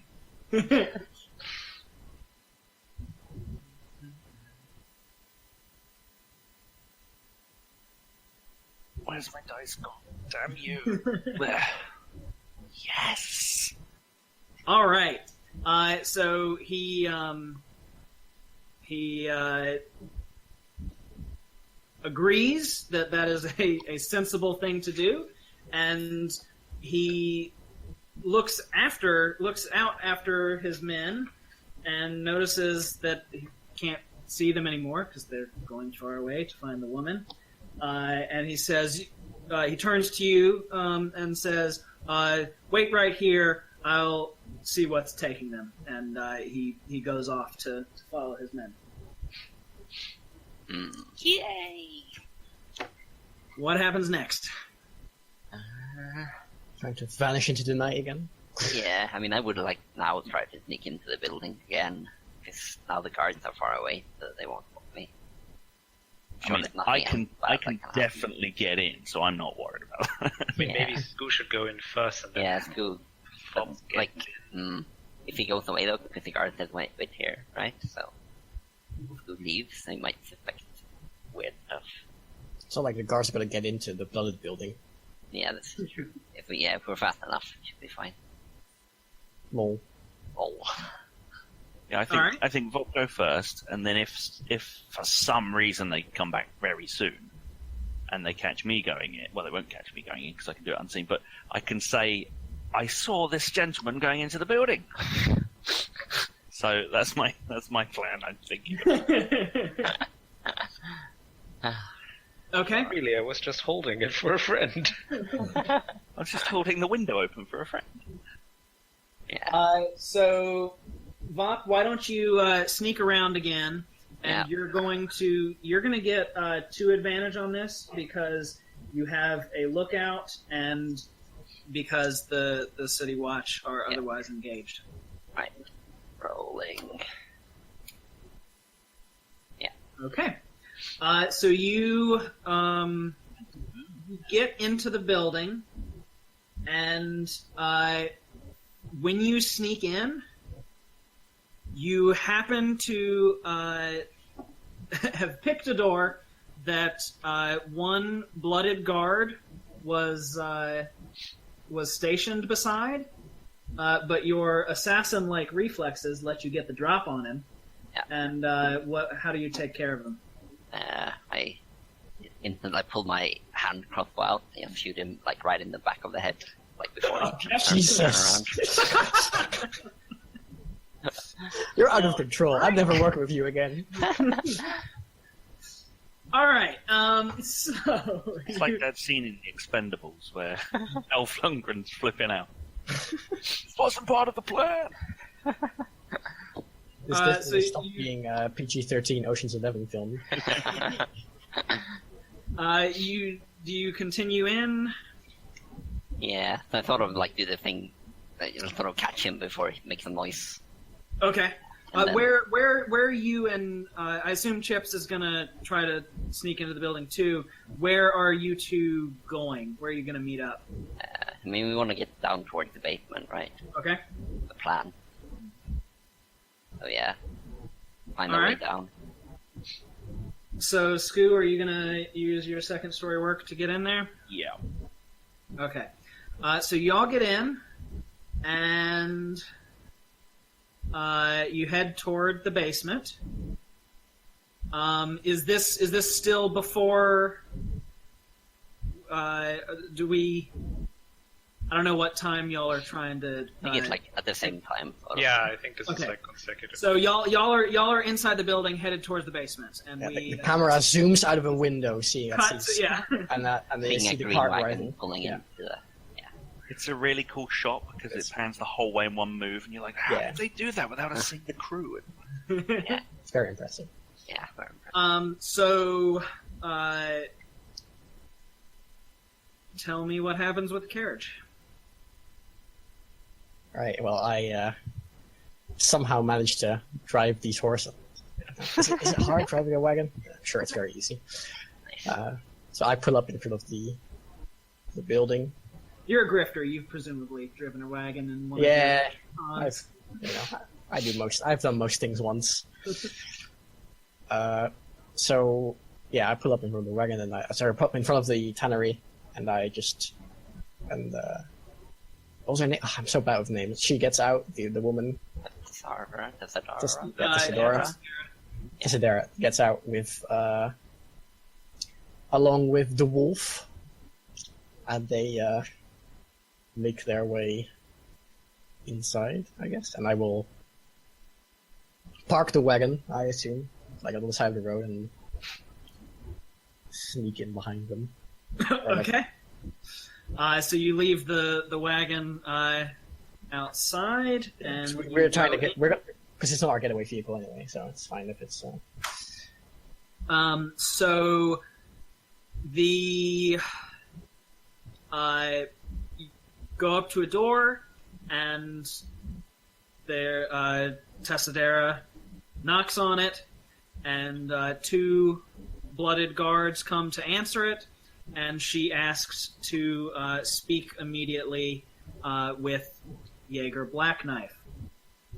The guards look at each other, look outside, see the wagon. They notice Kirill, whom they've never seen before, and say he has to stay here. And Tassadera says, if he stays here, then I stay here too. And you send Jaeger out to meet me out here. That could work. So they confer with each other. Yeah. Oh. So, were you going to say something?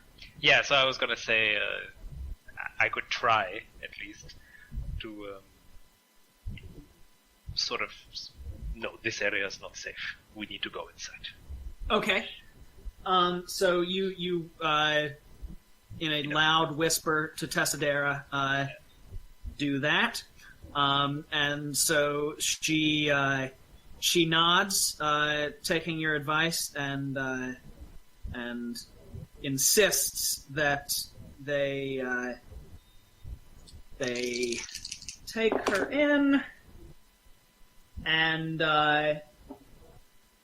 they're not buying it. And one of them pushes forward and says, "No." Points at Kirill and says, "No, you and I are staying right here." She's under my protection. And he cracks his knuckles and says that he does not believe that is sufficient protection. Nice. Oh, you're talking back to me, boy. Oh God. So how far in are Vop and... They're in the building. They are a number of hallways away.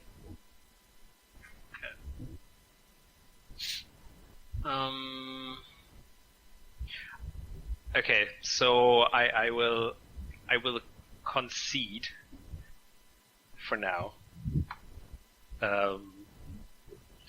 You and I, we should have words later, but for now, let us be professionals.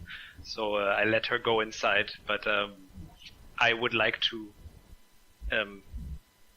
I demand that I get to see the room first. I will leave afterwards, but I want to make sure that it is safe. Okay. I will wait outside afterwards. All right. Why don't you?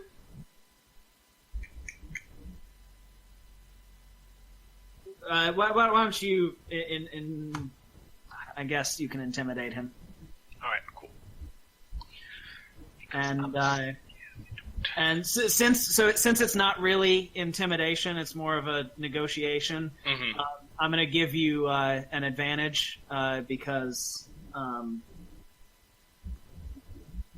you're not actually trying to make him scared.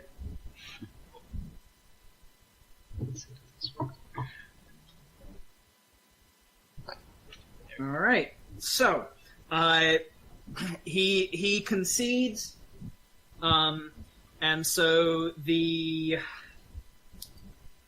there were two guards. The one of them who said he would stay with you stays out with the carriage. The other one leads the two of you through the facility towards the room underground where the blooded do their business. So, Giorgio, are you trying to do something right now? So the guard at the door also leaves, or is there still a guard? At the door?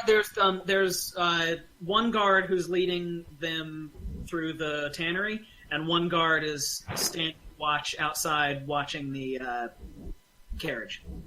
All right. So, let's see. I'm thinking, I wonder if I'm even much use inside, honestly, compared to everyone else. So I could also just go to the getaway vehicle. What sure an that's asset all right. you are to the team. Hey, I'm a brains guy,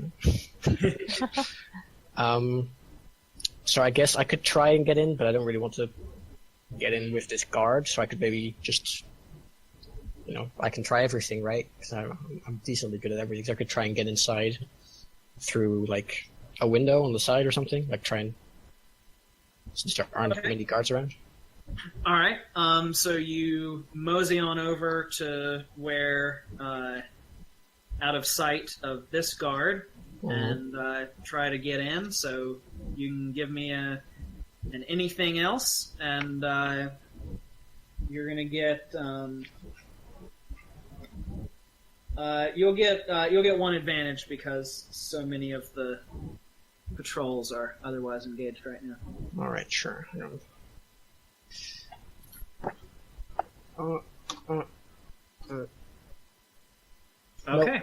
That's so you rattle with the window. You're working with the latch, and then it finally gives and it slams up. And, you find yourself face to face with 3 of the blooded patrol. excellent. And hide there. one of them, one of them stands back, and the other 2 grab you by the shoulders and drag you inside. Oh, fuck's sake! Nice. Oh, you're such an asset. I told you I should have just stayed with the wagon. Oh. So you That's are now hard, yeah. in a room with 3 blooded members. So I'm on the ground floor, right? Because I'm not. You are on the ground yeah. floor. Oh. Gentlemen, this is a misunderstanding. What could we possibly be misunderstanding about you trying to break in here?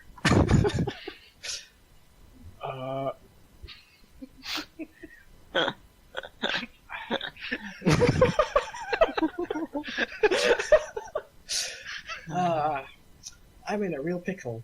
Hang on. You see... fuck. Is she clamping up? Any ideas, guys? To my lawyer. So, here's what we can do. We can yeah.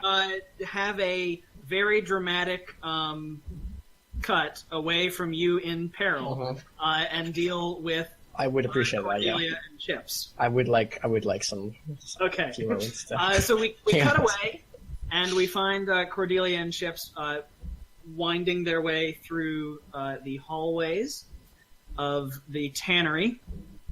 And let me get a count. Okay. So...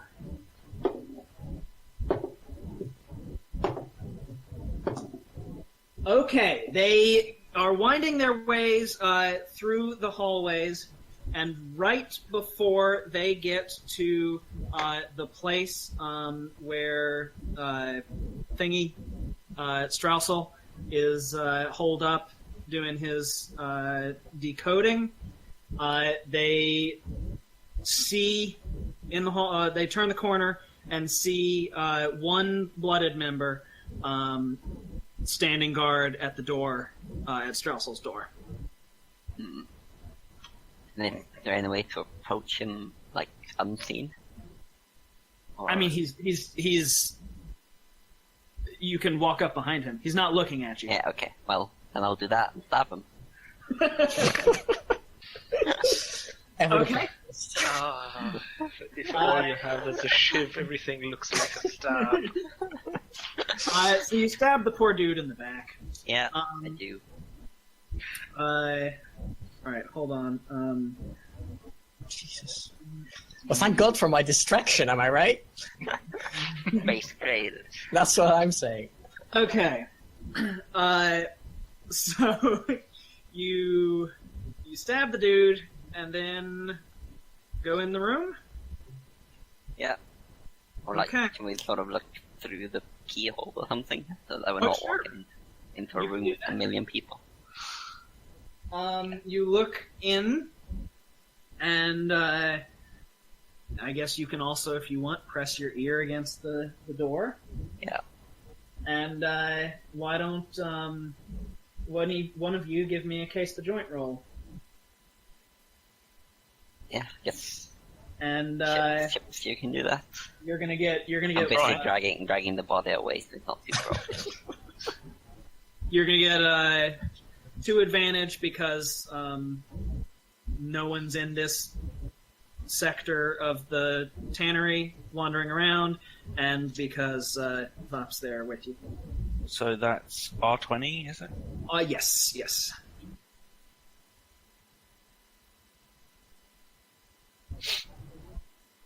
Okay. Oh, that was close. Oh, Double advantage though, so nice. So, you look in, and you see that the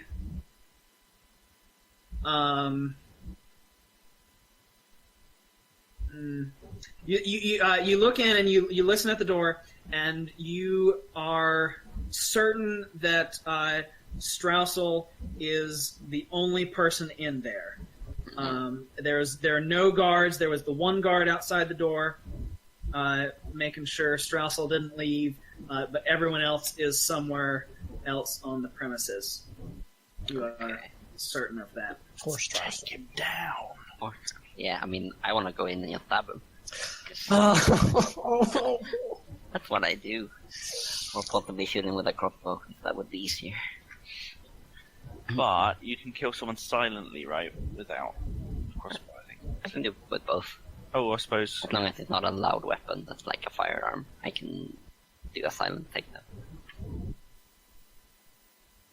Silently taking down everyone in the entire building to the top, like, one by one.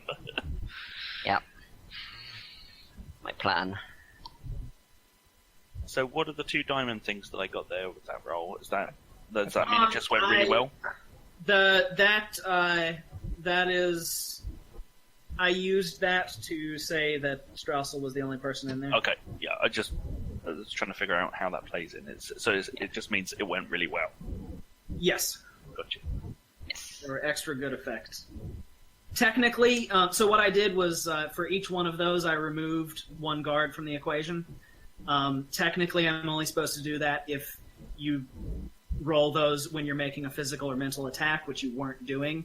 But I'm letting it slide. Nice. So Straussel's the only person in there. Yeah. Well, like, open the door and shoot him with my crossbow. Oh my god. All right. You needed to be You're like- eliminated anyway, You're like right? the one insane guy in an otherwise PG-13 movie. It's like this one Yeah. guy just murdering everyone. Yeah. So you open the door. Yeah. You raise your crossbow. Mm-hmm. At the sound of the door, Straussel turns around, and you fire your crossbow. So roll to fire. That's a D100, right? That's a D100. Yay! I'm sure Strauss had like a deep backstory. He was like a tragic character. That we'll never know. Blackmailed into it. He didn't want to. All right. Too bad. Rip Straussel. So Straussel gets hit where with this bolt? I mean, I was aiming for the neck. Cause, Okay. Oh, You know, so you're that way he aiming can't for make the a noise when he dies because he has no gargles, right? So. Jesus Christ. The bolt flies through the air. Straussel, quill in hand, reaches up to try to shield himself from whatever terribleness is about to happen. And the bolt flies and pierces both hands and firmly lodges into his neck. Nice. What do his eyes say as he falls to the ground? He falls falls down, gurgling, dead. Nice. Jesus. Nice. It is like the movie where it's like the thought of this was like a funny joke that I just wanted to kill everyone, but then it just turned like really brutal when I actually just kill everyone. And the instant he hits the ground... And you know what? I really regret spending my influence. We could have used that funeral procession right to get rid of all these bodies. The instant Straussel hits the ground, we cut to Kirill and Tessadera being led through the hallways by the blooded guard, and they are taken to the section of the tannery where Black Knife is currently set up shop. He's doing a semi-patrol because Eartaker is not available to do it, so he's currently watching in one section of the buildings, and they take you there. So the recipe book, that's with the scribe, right? Yes. So they just have it. We don't actually need to ring anymore. I mean, you don't know that. Yeah, you don't know That's that. true. So. True. So yeah, I mean, I'm still waiting for one of you to come and give me either the go ahead or the abort. Okay, extract yourself from the mission. So, so I just walk in and I very slowly, sort of do security theater. Like I scratch my head and I check the door bolts and So what do I see when I walk in? Okay. So you walk in. Black Knife is in there. He's got a good vantage point at all of the entry points in this section of the tannery. Mm-hmm. It's sorry, we're in the basement though, right? No, because right now the basement is where Straussel is. Mm-hmm. Because Eartaker is dead. Mm-hmm. Because Eartaker is not there. Sorry, she's not dead. Because she's not there, Black Knife is having to patrol himself. How many people are with him?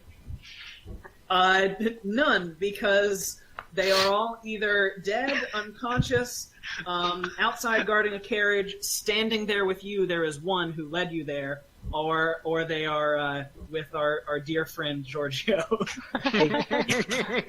Like I said, valuable. It's like playing Dota with you all over again, feeding for the team. So there's just the one. There's Black Knife, and there's the one who led you there. And so he turns around and sees you. Tessadera steps forward, and she motions to him to not say anything until you have determined that the room is secure. So you look around. It's secure. Right. Well, do I see either Vok or school? Like, that they tell me that, we got it, we're good?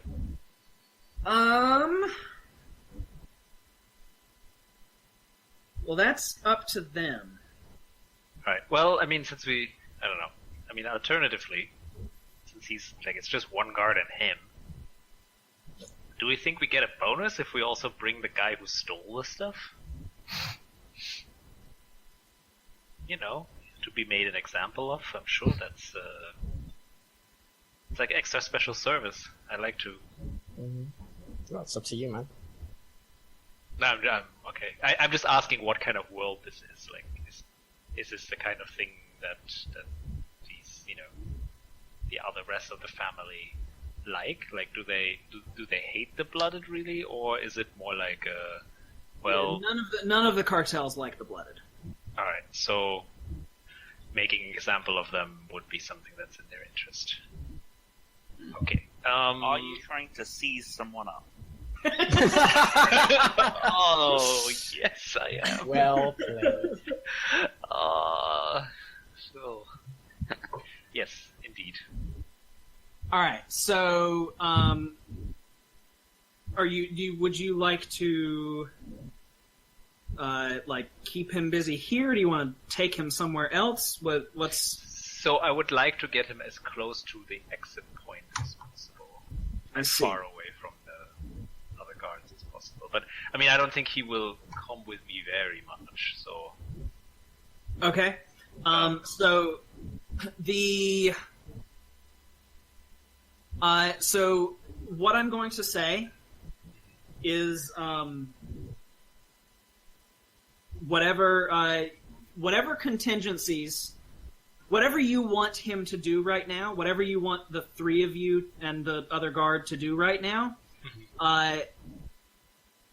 if it's you can propose it, and I will say whether or not I think that you and Tessadera can have set up that as a contingency plan with a secret signal that you give to her. all right. So she will do the business, but you tell me what you want it to be. So what I want them to do is, because I assume quite exposed up there from these vantage points, I want to go to an area that is, I want to lead them to a less exposed, more secluded area. A more secure area. Okay, so Tessadera, when she gets the go-ahead from you that you can talk in this room, which I guess is more a go-ahead that you can't talk in this room, she... well, I could say something like, "No, this room is not adequate." Okay. She nods and says to Black Knife that she has some pressing new information that cannot wait and must be discussed in a secure location. And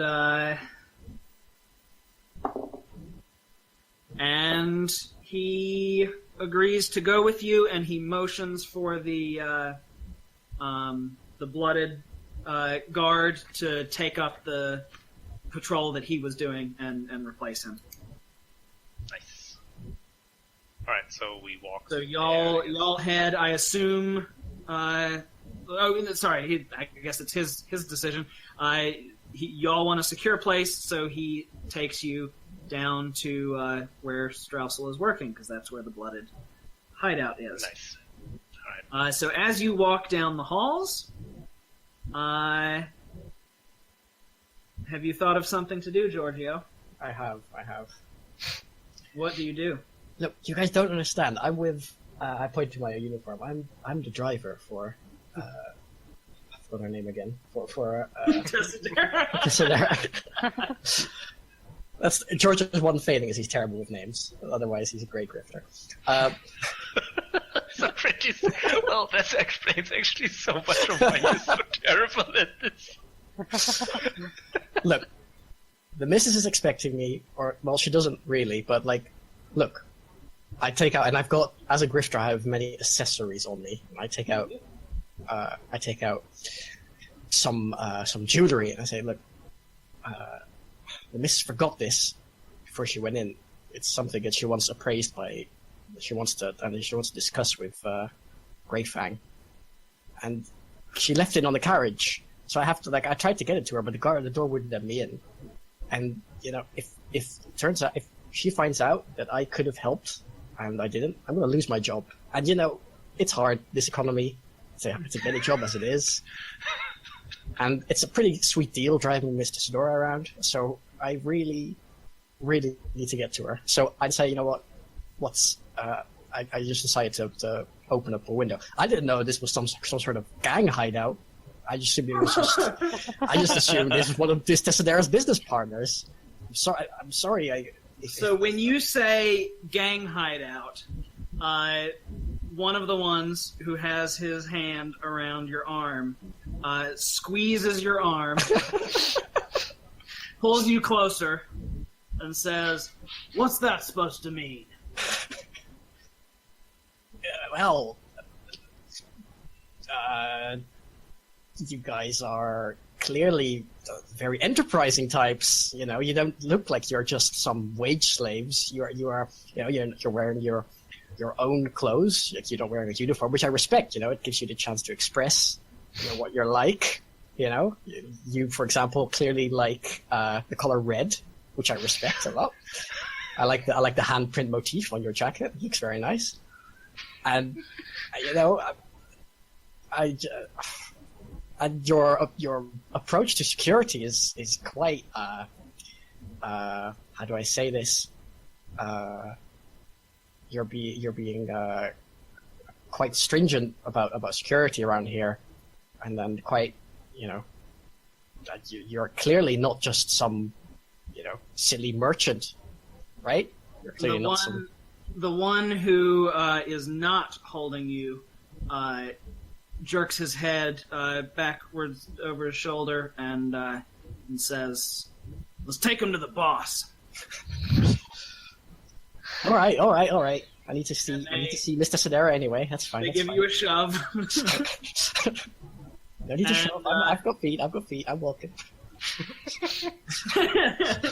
And they start leading you through the hallways.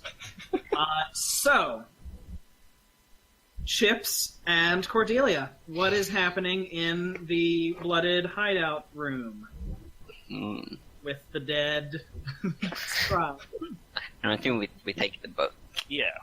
And take the book. Now I think I might need to carry it because I've got conceal an object. I don't know if you have. Yeah, I'm not. Yeah. Just in case. Oh, you have it as well, actually. But yeah, but it's better that you carry it. You want to take Straussel's fucking head to show that he's dead? Nah. Take the ear. I'm the ear taker now. No, but I think try to find the others. Yeah, going for them. They're obviously not here. They're obviously not here yet. So you want us to eat the body? Nice. Okay, so you're concealing the object, you're concealing the book, and sneaking out? Yeah. Okay. And Scoo, you're the one concealing it? Hopefully. Alright. You can hide it on your person. Just don't ask me where. So what's gonna happen is I'm gonna have you both do this. So this is gonna be because time is fluid. We're gonna see what dumb luck has in store for us. So you are both going to spend 10 luck and roll a d100, and the amount of luck you have after that. So for Vop, that'll be 60 for you and 90 for Scoo. That's going to be your chance to make it out of here without running into Kirill and Tessadera and Black Knife. I could use a hand here, probably. Well, I'm on my way, buddy. Yeah, in the clown car. Don't you worry. I'm not carrying the book, and we have killed the scribe. So, I thought I wanted to get the other people out. I wouldn't be surprised. I wouldn't be surprised if Bob just left us and he just So he kills Chips. Just takes off. So if y'all are gonna sneak out, both of you roll a d100. Yeah, but I don't want to sneak away. I just want to find the other people. Really, but should I? Oh, you want? Okay, so Chips is gonna get to the gondola. And yeah, because you're gonna find everyone else. Okay. Yeah. So worst case scenario, I'm the last man standing at the mission's a success. All right. So let's be honest, Jojo wasn't going to get very far in this life anyway. Chips succeeds and gets out to the gondola. And hey, that's my gondola. That's my contribution right there. You're welcome. The one thing. Bob, okay. you go look for the rest of the people. Yep. And you bump into in the hallways Giorgio and the three blooded who are looking for Black Knife. Okay. But before anything happens, I'm going to tell you what's happening with everyone else, which is Black Knife and Kirill and Tessadera reach the blooded hideout and find Straussel dead and gone. Did you hide the body? Sort of. Like you Sort know, of. same with the body outside. But there is blood around Yeah, Strauss's chair. not like I didn't have time to clean it up. So, Yeah. There's blood around Strauss's chair, and the book is gone. Yeah. So he's by himself, right? Yes. So, like, as I see the blood, as like I assume like he walks into the room, and like I stand sort of behind him. Yes, he's leading you. He's leading you there. He thinks that this is completely safe. Obviously, that's why he's leading you there. He walks in. He sees the situation. He knows something is up.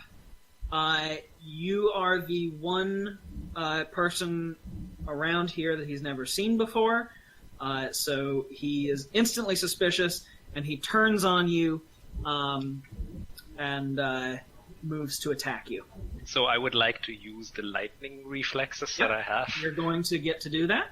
And So you get basically, that. like, even Well, as he's turning, like, I realize, obviously, what has happened as well, because I know that Mr. Stabby Stab got a bit stab happy again. So I just sort of sigh.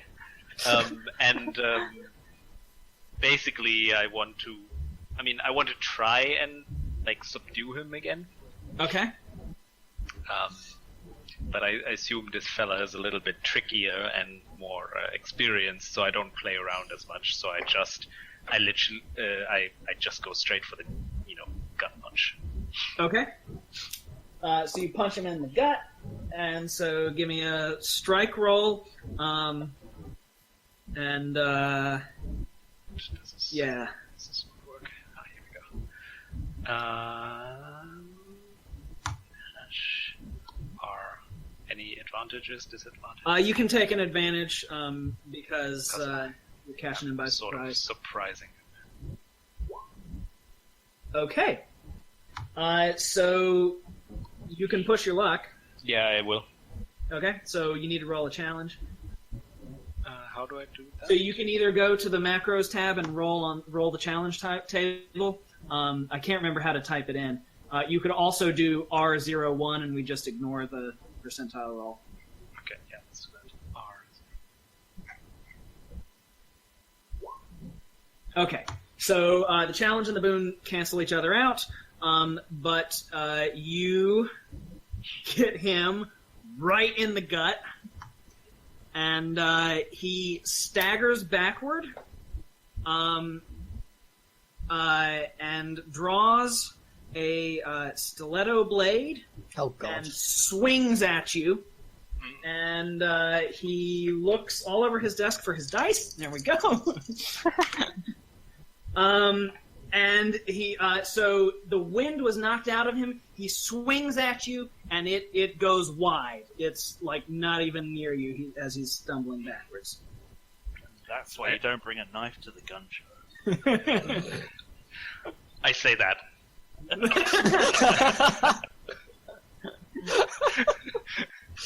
That's all you say? You don't do anything else? Oh, You just say it while he's stabbing you with a gun. I should have.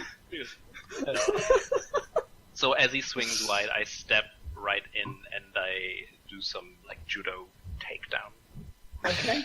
to again. Try. So give us another strike roll, and we'll give you an advantage because he's a noob. He's a noob. It's not though. Okay. So you. I don't actually know how damage in this game works. Yeah, I'll explain after the session. Yeah.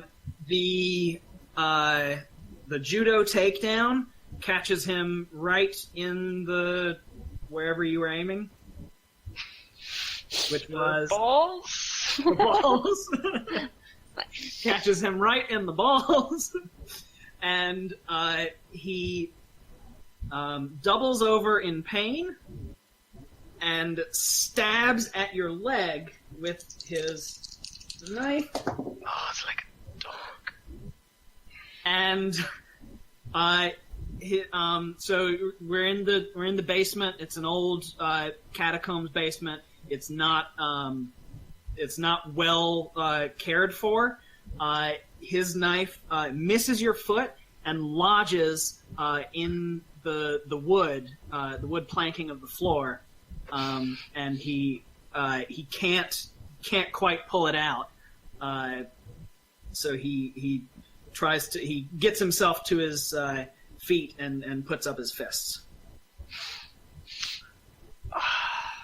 Why can't you just stay down? So I actually the cloak I'm wearing in my picture. Okay. So I take that off, I sort of drop it to the floor, and then I go bare knuckle boxing with the guy, and I hit him again. All right, and that's going to be just a regular percentile roll. Yeah. Let's see. RD100, right? Yeah. Okay. And you hit him. What sort of punch is this? Let's see. So he raises. Oh no, actually no. So he raises his fist to start boxing. Yeah. And I just kick him in the shins, really, really hard, and then I laugh. You kick him in the shins. The pain from all of these successive attacks is so much. He staggers. I don't know. When you get kicked in the shins, which direction do you stagger? I guess his legs get knocked out from under him, and so he falls sideways. His head cracks on the desk that Straussel was working at, and it topples the inkwell over and spills ink all over him as he collapses completely out on the ground. Always they fight. Always. So I try and pick him up, and I turn to Tessadera and just, you should probably get out of here. And try to, I think I kind of want to take him with us and give him as an extra special super service gift to our benefits. So you're a strong dude. I'm gonna say you can get him by yourself. You don't need her help. What does Tessadora think of all this? What? What does Tessadora think of all this? Well, she's pretty pleased that Black Knife has been taken care of, because the two threats to her were Black Knife and the family, and now one of them is taken out of the picture. Sure. So she's not too upset. So you start carrying Jaeger Black Knife out towards the gondola, and I think was he not running to me? Yeah, we have Cordelia, and Cordelia's walking through the halls, because trying to find other people. So you're just kind of walking around in circles. No one's there because for some reason there are no guards around. So you're walking around in circles. And Giorgio is being led by the three blooded to see the boss. Great. And Kirill has the said boss over his shoulder, and there's a nice little three-way intersection in the hallway. Yes. And they all see each other at once. Nice. So I'm just assuming I move first because I have those lightning reflexes. Yeah. So I don't want to fight just yet, and I just say, listen, friends, you a big scary boss you have?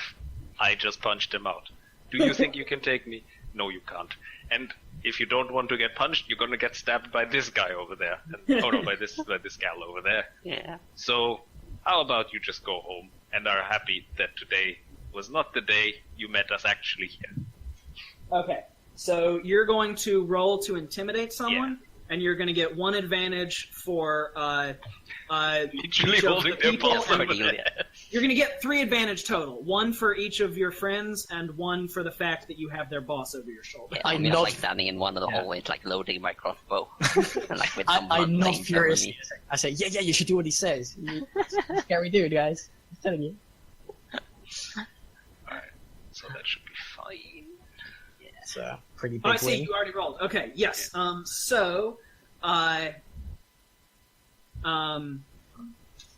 Okay. So there were 3 of them. The 2 that are herding Giorgio around turn and hightail it out of there. The other one is standing in front of them and does not notice that his friends have gone away. And he rushes towards you and swings with his fist and does 4 damage to you. Aww. He tried. Jerk. Would be hilarious if he killed you there. That would be great. So now you may all take a turn in whatever order you want. Can I sucker punch him since I'm behind him? Nice. Don't injure yourself. So that would be, I guess for you that would be anything else. Yeah, it would. And you're gonna Here we get, go. Here we go. The you're Redeemer. gonna get an advantage on that. Can he do it? You need any help you can get. No pressure. No pressure. Open goal. Yes! Yeah! Nice. Flawless. You sucker punch the dude. Ah, He is knocked out flat. You Oh. all get back to the gondola. Oh no! I- I already left. There's no. I'm joking. After you punch out the guy, I sort of use my other big hand and put it on your shoulder. Well done. I aim my crossbow at his head. Prepared to pull the trigger. You know. And I and we both play like at the same time. Like, no! not again. And I look really sad. And I put my crossbow back. And then So- you cartwheel out of the room. Alright. So you head back to the Gilded Leaf with the almanac in tow, And as well as the unconscious. You have Black Knife. You also have Ear Taker. Mhm. If you Oh, yeah, choose we to do. grab Right. her on the way. yeah, we'll pick her up from the Um, dumpster and that's right. Whatever. The two guys we kick out. We just kick out, dump it, this thing. Get out of here. And so, Giorgio, I'm gonna let you decide. Do you take Tessadera, or are you gonna figure something out? No, I think part of the deal was that I left so that her involvement wouldn't be revealed. So Okay. I'm So gonna, you leave let her go. Yeah. All right. So you bring the others back, and Tommy Fang is very happy to see you. He says that he will arrange to have Black Knife and Ear Taker dealt with. Grim. And you all get all the respect that was promised because you succeeded in the job. You recovered the almanac intact, and poor old Straussel got deaded. He And got I'm fucked. gonna say they are extra happy about Black Knife being there. So that can be an extra XP. Yeah. Congratulations on a successful job. Thank you. No Thank thanks God. to Chris. Thank God they didn't ask for us to do this silently or like non-lethally, because this would have been a mess. Somebody has to quit. Somebody has to like, no. Yeah, the the other one I ran, the only people who died were blooded members. But yeah, any thoughts, questions? I can explain how damage works. Yeah, how does it work? So it works differently if it's in which direction it's being dealt. So I think I mentioned earlier when y'all are dealing damage to a judge-controlled character, the damage is your roll plus any modifiers. Yeah. So Vop's knives were, I think, plus 10, Yeah. and the crossbows plus 30. Yeah. So it's whatever you roll plus your modifier deals that much damage to the character, and that's regardless of whether it's physical or mental. It just deals that much damage, and once a judge-controlled character has been reduced to 0 luck, they are removed from the scene, whether that's being scared off or it's being knocked out or being killed. They are just no longer an obstacle in that scene. Right. That's a clever mechanic. The way the minions work is they don't have luck, but a successful attack against them removes 1 minion.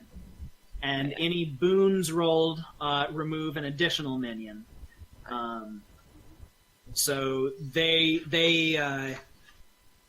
reduce in number for every successful attack. When characters deal damage to players, it's at a set amount.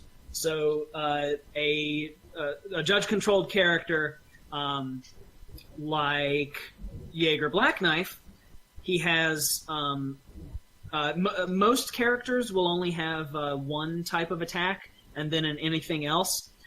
Judge-controlled characters, anything else percent is 40%, and their attacks vary. So Jaeger Blackknife had a physical attack with his stiletto, which was a 50% attack. He also had a mental attack, which was Threaten, which was also 50%.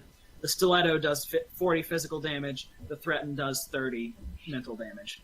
He managed to not land a single stiletto attack. Not that it would have hurt Crisnal that much. So the damage is set for the single characters. The damage scales with the size of the minion squads. So when you were fighting 3 minions and 1 minion at once, 1 blooded member, 3 blooded members, versus when you had like all 8 of them, they deal different damage based on how many are around. That's cool, because that means so you want to succeed on a roll, so you want to roll low, but for damage you want to roll as close to your max as possible. So that means also that people who are better at fighting not only have a higher chance to succeed, but also have higher max damage than people. Exactly. Yeah. That's a really clever system. I like that a lot. Yeah, that's really cool. Actually, like that. Well. Was there anything we did that was very different from what you expected would happen, or? Not really, right? So this one's was pretty straightforward. I was wondering if you would try to go ahead and because y'all were talking about how you had gotten rid of most of the day shift of guards. So I was wondering if you were going to try a daytime heist, which you didn't know at the time that meant that the Night Hound would not be a thing to take care of. So I was wondering if that would happen. I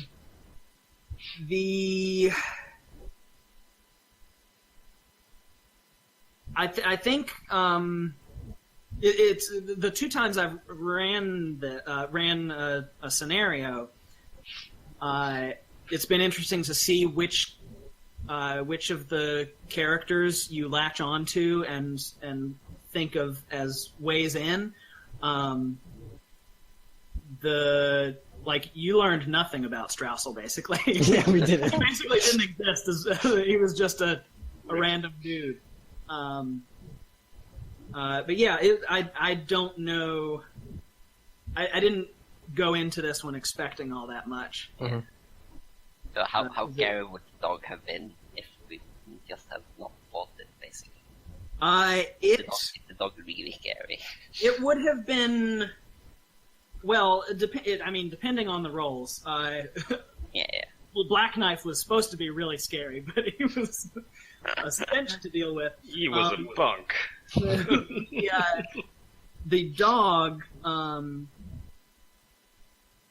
If the dog had ever bitten one of you, the only way to make it let go is by killing it. Unless it wants to let go. Oh, I would have been bitten so bad. For sure. But yes, the dog was. There were some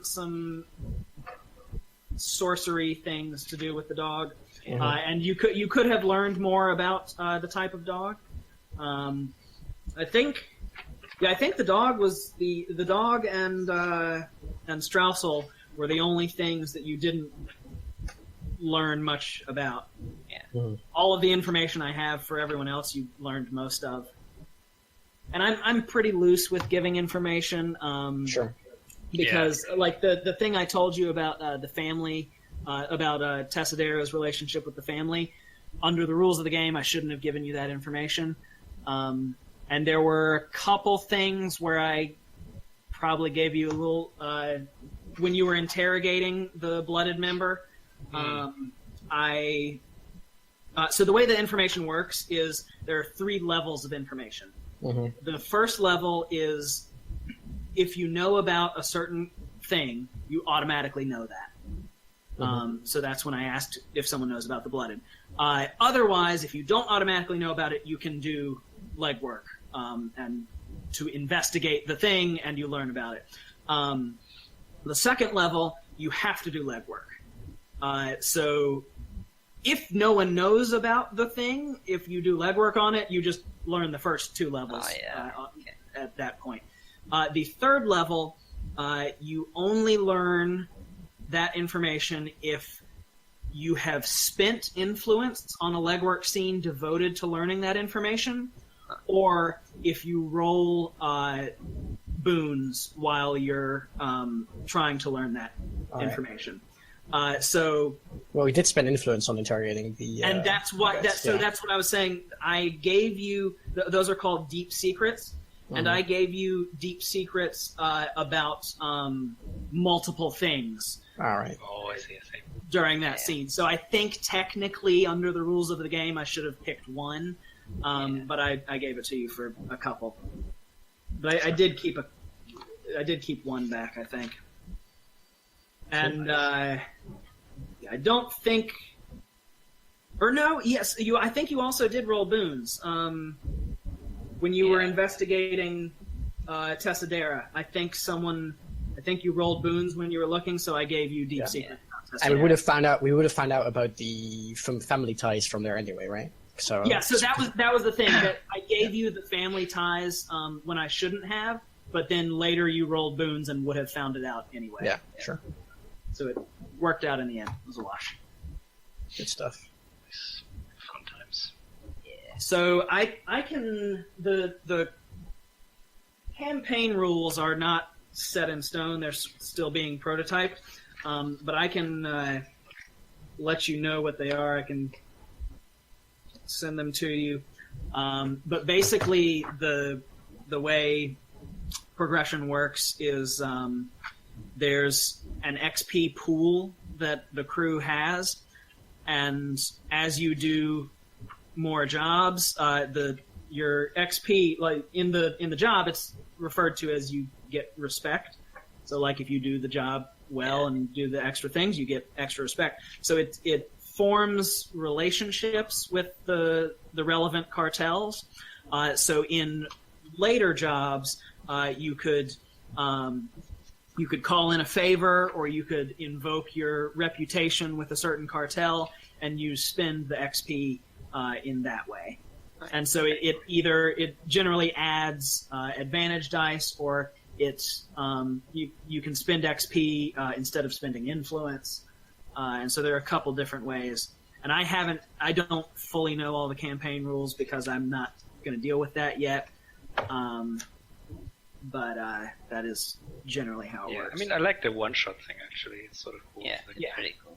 I don't think my character has sufficient amounts of depth to be really sustained for like a longer campaign. But Yeah, and the idea is so the way in the rules, the way the crew works is the first members of a crew are considered the crew's founding members. They're the core members, and whenever the crew takes on a new job, it says more than half of the crew participating should be made up of core members. I'm willing to be more loose with that and consider it the same crew with the same XP with newer characters. We could maybe say you have to have one or two core members. If I play, I'll keep on playing my crazy acrobatic solo player. And because it's such a drop in, drop out when people are available type thing, probably any scenario I run, I'm going to consider part of the same crew. So they'll all generate XP. Yeah, sounds good. Cool. I was just wondering, because the influence thing, because we only had the one, is there a way to get more influence during? Yes. And so technically, or did someone? Someone Chip should spent have. his on the thingy bob interrogation. So Scoo spent some on interrogation. Okay, so Ox, you still have an influence even though you spent one. But that's fine. I was keeping track on my printed out sheets. The influence, there are two ways to receive extra influence. You get one automatically per character at the beginning of the job, and if you take the lead on a legwork scene, during that scene, if you do stuff in a very bold or daring way, especially if it's bold or daring in keeping with your character, which I'm not sure if that's official. That might be a me thing. I've given influence for people role-playing. But if you do something bold or daring, you get an influence. When setting up a planning scene, if the planning scene takes place A, in a place that has not had a planning scene yet, and B, has a very has a feeling very in keeping with the heist genre feel, then the whole group gets an influence it's one influence that can be spent by anyone. Yeah, okay. And it would make sense, like during the legwork, if you what would make sense if you do something that would make sense with your cartel. Like if so again, like I said, that might not be that might not actually be in the rule book. That might be I think it's just thing like I did. Cool. But for instance, I know Universal. I gave an influence to in the other scenario when he did something very mummerly. Yeah, exactly. Like say, just as an example, we would reach a height on like a theater, and then I could like give it to, or like someone like acquire the theater for the mummers, or like stuff like that. Like anything that benefits my faction. Like I see. Like that would make sense, but I'm not sure. But yeah, like that's a good way to get influence by helping your faction.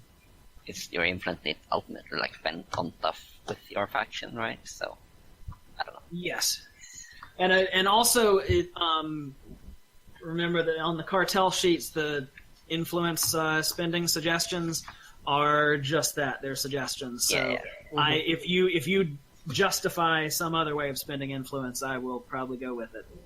Yeah. I am very, very likely to agree to something if I think it's good for the story, or if I think it fits with the story, or if I think it's funny.